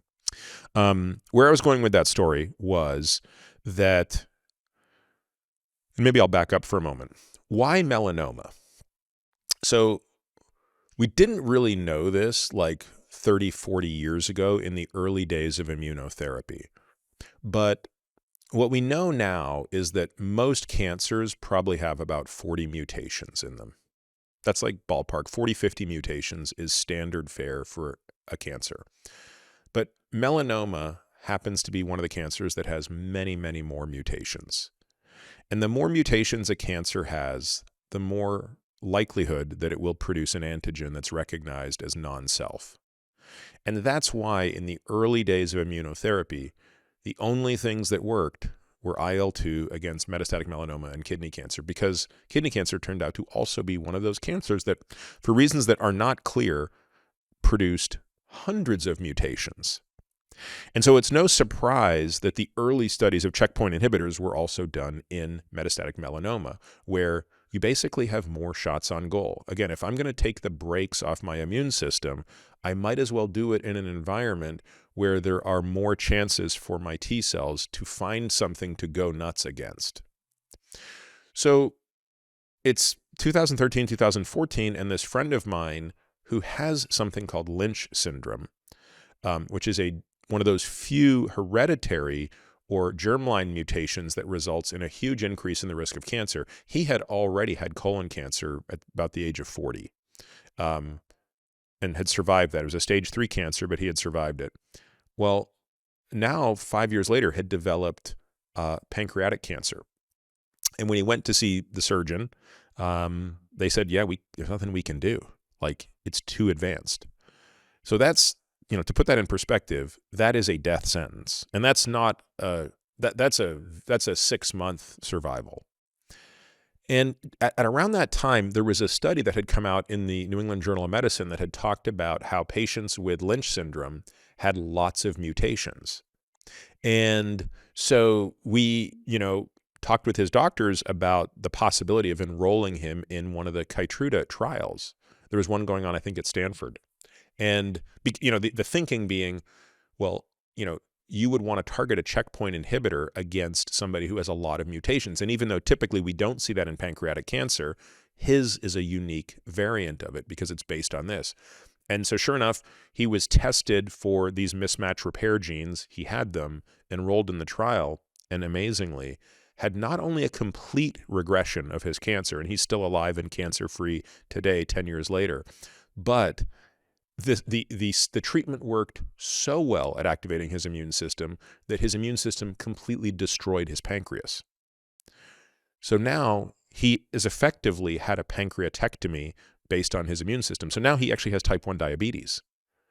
He has no pancreas. He injects insulin to deal with that. Yeah. Or No, he has to use insulin just like someone with type 1 diabetes. He had to pick being alive with type 1 diabetes. Yeah, of course, and no comparison. But it's just an interesting example of how, remarkable this treatment was able to work when you could completely unleash the immune system of a person and you eradicate the cancer and the rest of the cells around it. And there are many organs we could live without. There are certain organs you can't live without. You can't live without your heart, lungs, liver, kidneys. But many things that kill people arise from organs. The breast, you could live without all breast tissue. Prostate, you could live without all prostate tissue. No one would choose to live without these, but right. But I'm saying if you had metastatic cancer and you had a bullet that could selectively target a tissue, you would take it. And right now, the only tissue we can do that against is a CD19 B cell. And that's what those CAR T cells are. So right now, these are not tissue-specific treatments, but they're mutation-specific. The last thing I'll say about this paper that I found interesting, and I was looking for it and I was surprised, they didn't at all comment on if there was any correlation between autoimmunity and response. So they obviously acknowledge the autoimmunity in table 3, but I would have loved to have seen a statistical analysis that said, hey, is there any correlation between response rate and autoimmunity? But they didn't comment to that effect. So we're left kind of wondering what the current state of that is. And I guess in summary, I'll say that the reason I thought this was an interesting paper to present is that I still believe that immunotherapy is probably the most important hope we have for treating cancer. And while I think we're still only scratching the surface of it, so collectively, the overall survival increase for patients with metastatic solid organ tumors is about 8% better than it was 50 years ago. And virtually all of that has come from some form of immunotherapy, I think is promising. And I think the holy grail is that, meaning the next step, if you go back to where we started the discussion, is coming up with ways to engineer T cells to be even better recognizers of antigens. And there's many ways to do that. One is to directly engineer them. Another is to find T cells that have already migrated into tumors. Those are called tumor infiltrating lymphocytes, or TIL. And expanding those and engineering them to be better and younger. Is it possible to engineer our own T cells to be more pH variant tolerant? Meaning, since this, cloaking of a local area by changing the pH, could we, pull some T cells? I'm always thinking about the inoculation stuff, like pull some T cells as part of our standard exam when we're 30, and and grow some up in an environment that the pH is slightly more acidic than normal, and then reintroduce them to the body. I mean, after all, they are our T cells. In other words, give them a little opportunity to evolve the conditions they can thrive in, right? Or even just keep them in the freezer in case we need them. Yes. So the interesting thing is, I don't know that if you just got them to be comfortable in a lower pH, it would be sufficient, because there are still so many other things that the cancer is doing as far as using other secreting factors. It seems that by far the most potent thing comes down to expanding the number of T cells that recognize the antigen, and making sure that you can get that number big enough without aging them too much. So in some senses, it has become a longevity problem of T cells. The way to think about it is, you want an army of soldiers who are wise enough to recognize the bad guys, which comes with age, but young enough to go and kill. And right now, both extremes seem to be unhelpful, right? When you go and find tumor-infiltrating lymphocytes in a tumor, they're very wise. They know which one. They've demonstrated that they can do everything. They can outmaneuver the cancer, but they're too old to do anything about it. And when you take them out to try to expand them by 3 logs, which is typically what you need to do, expand them by 1,000-fold, they can't do anything. Got it. And what about avoiding melanoma altogether? I mean, obviously avoiding sunburn. Somehow I got couched as anti-sunscreen, and that is absolutely not true. I said some sunscreens contain things that are clearly endocrine disruptors, and we're going to do a whole episode on sunscreen. Maybe we could do some journal It's funny. clubs I think on them. I'm actually planning something on that as well. I want Yeah, to I do a mean, deep and dive some on this. dermatologists reached out, some very, very skilled dermatologists reached out and said that indeed some sunscreens are downright dangerous. But of course, melanoma is super dangerous. Physical barrier, no one disputes physical barriers for sunscreen. Right. Like everyone agrees that is unlikely to have endocrine disruption. So physical barriers are undisputed. But aside from limiting sunlight exposure to the skin, what are some other risks for melanoma? I mean, I think that's the biggest one. I do not believe that smoking poses a risk for melanoma, and if it does, it's going to be very small. There are hereditary cases, so one needs to be pretty mindful when taking a family history. And by the way, there are really weird genetic conditions that link melanoma to other cancers, such as pancreatic cancer, by the way. So whenever I'm taking somebody's family history and I hear about somebody that had melanoma and someone that had pancreatic cancer, there's a couple genetic tests we'll look at to see if that's a person that's particularly sensitive just from a genetic predisposition. But I do think that first and foremost, and by the way, I think with melanoma, although it's not completely agreed upon, I think it's less about sun exposure and more about sunburn, right? So, and again, I'm sure there's somebody listening to this who will chime in and apply a more nuanced response to that. But I think there's a fundamental difference between I'm out in the sun, getting sun, making some vitamin D, versus I'm getting scorched and undergoing significant UV damage. There might also be something to be said for the time in one's life, and I've certainly seen things that suggest that early repeated sunburns would be more of a risk. So, look, I think that's not a controversial point in the sense that, like, who wants to be sunburned, right? So it's like whatever one needs to do to be sunburned, whether it's being mindful of what the UV index is, wearing the appropriate cover, wearing the appropriate sunscreen.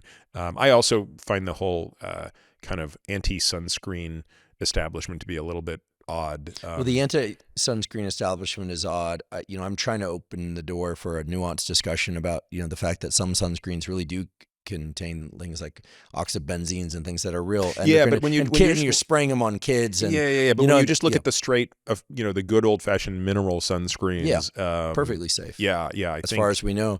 I mean, I also dare we cross the seed oil debate into this. Some of the folks who are really anti-seed oil also claim that seed oils increase risk for sunscreen. Peter and I are smiling because we have teed up a debate soon with some anti-seed oil and less anti-seed oil experts. So that's forthcoming. That's going to be a fun one. We'll be doing all of that with our shirts on. I really appreciate you walking us through this paper, Peter. I've never looked at a paper on cancer, and certainly not one like this. I learned a lot, and it's such an interesting field, obviously because of the importance of getting people with cancer to survive longer and lead better lives, but also because of the interaction with the immune system. So we learned some really important immunology. Yeah, and this was great. I feel much more confident now in the belief that the exposure to light early and late in the day can actually have benefits. And as I said, I think that there's some causality here, and I think it shouldn't be ignored. Cool. Well, this was our second journal club. I look forward to our third. Next time you'll go first. We'll just keep alternating. And we've also switched venues, but we both wore the correct shirt. And I hope people are learning, and not just learning the information, but learning how to parse and think about papers. And I certainly learned from you, Peter. Thank you so much. Yeah. Thanks, Andrew. This is great.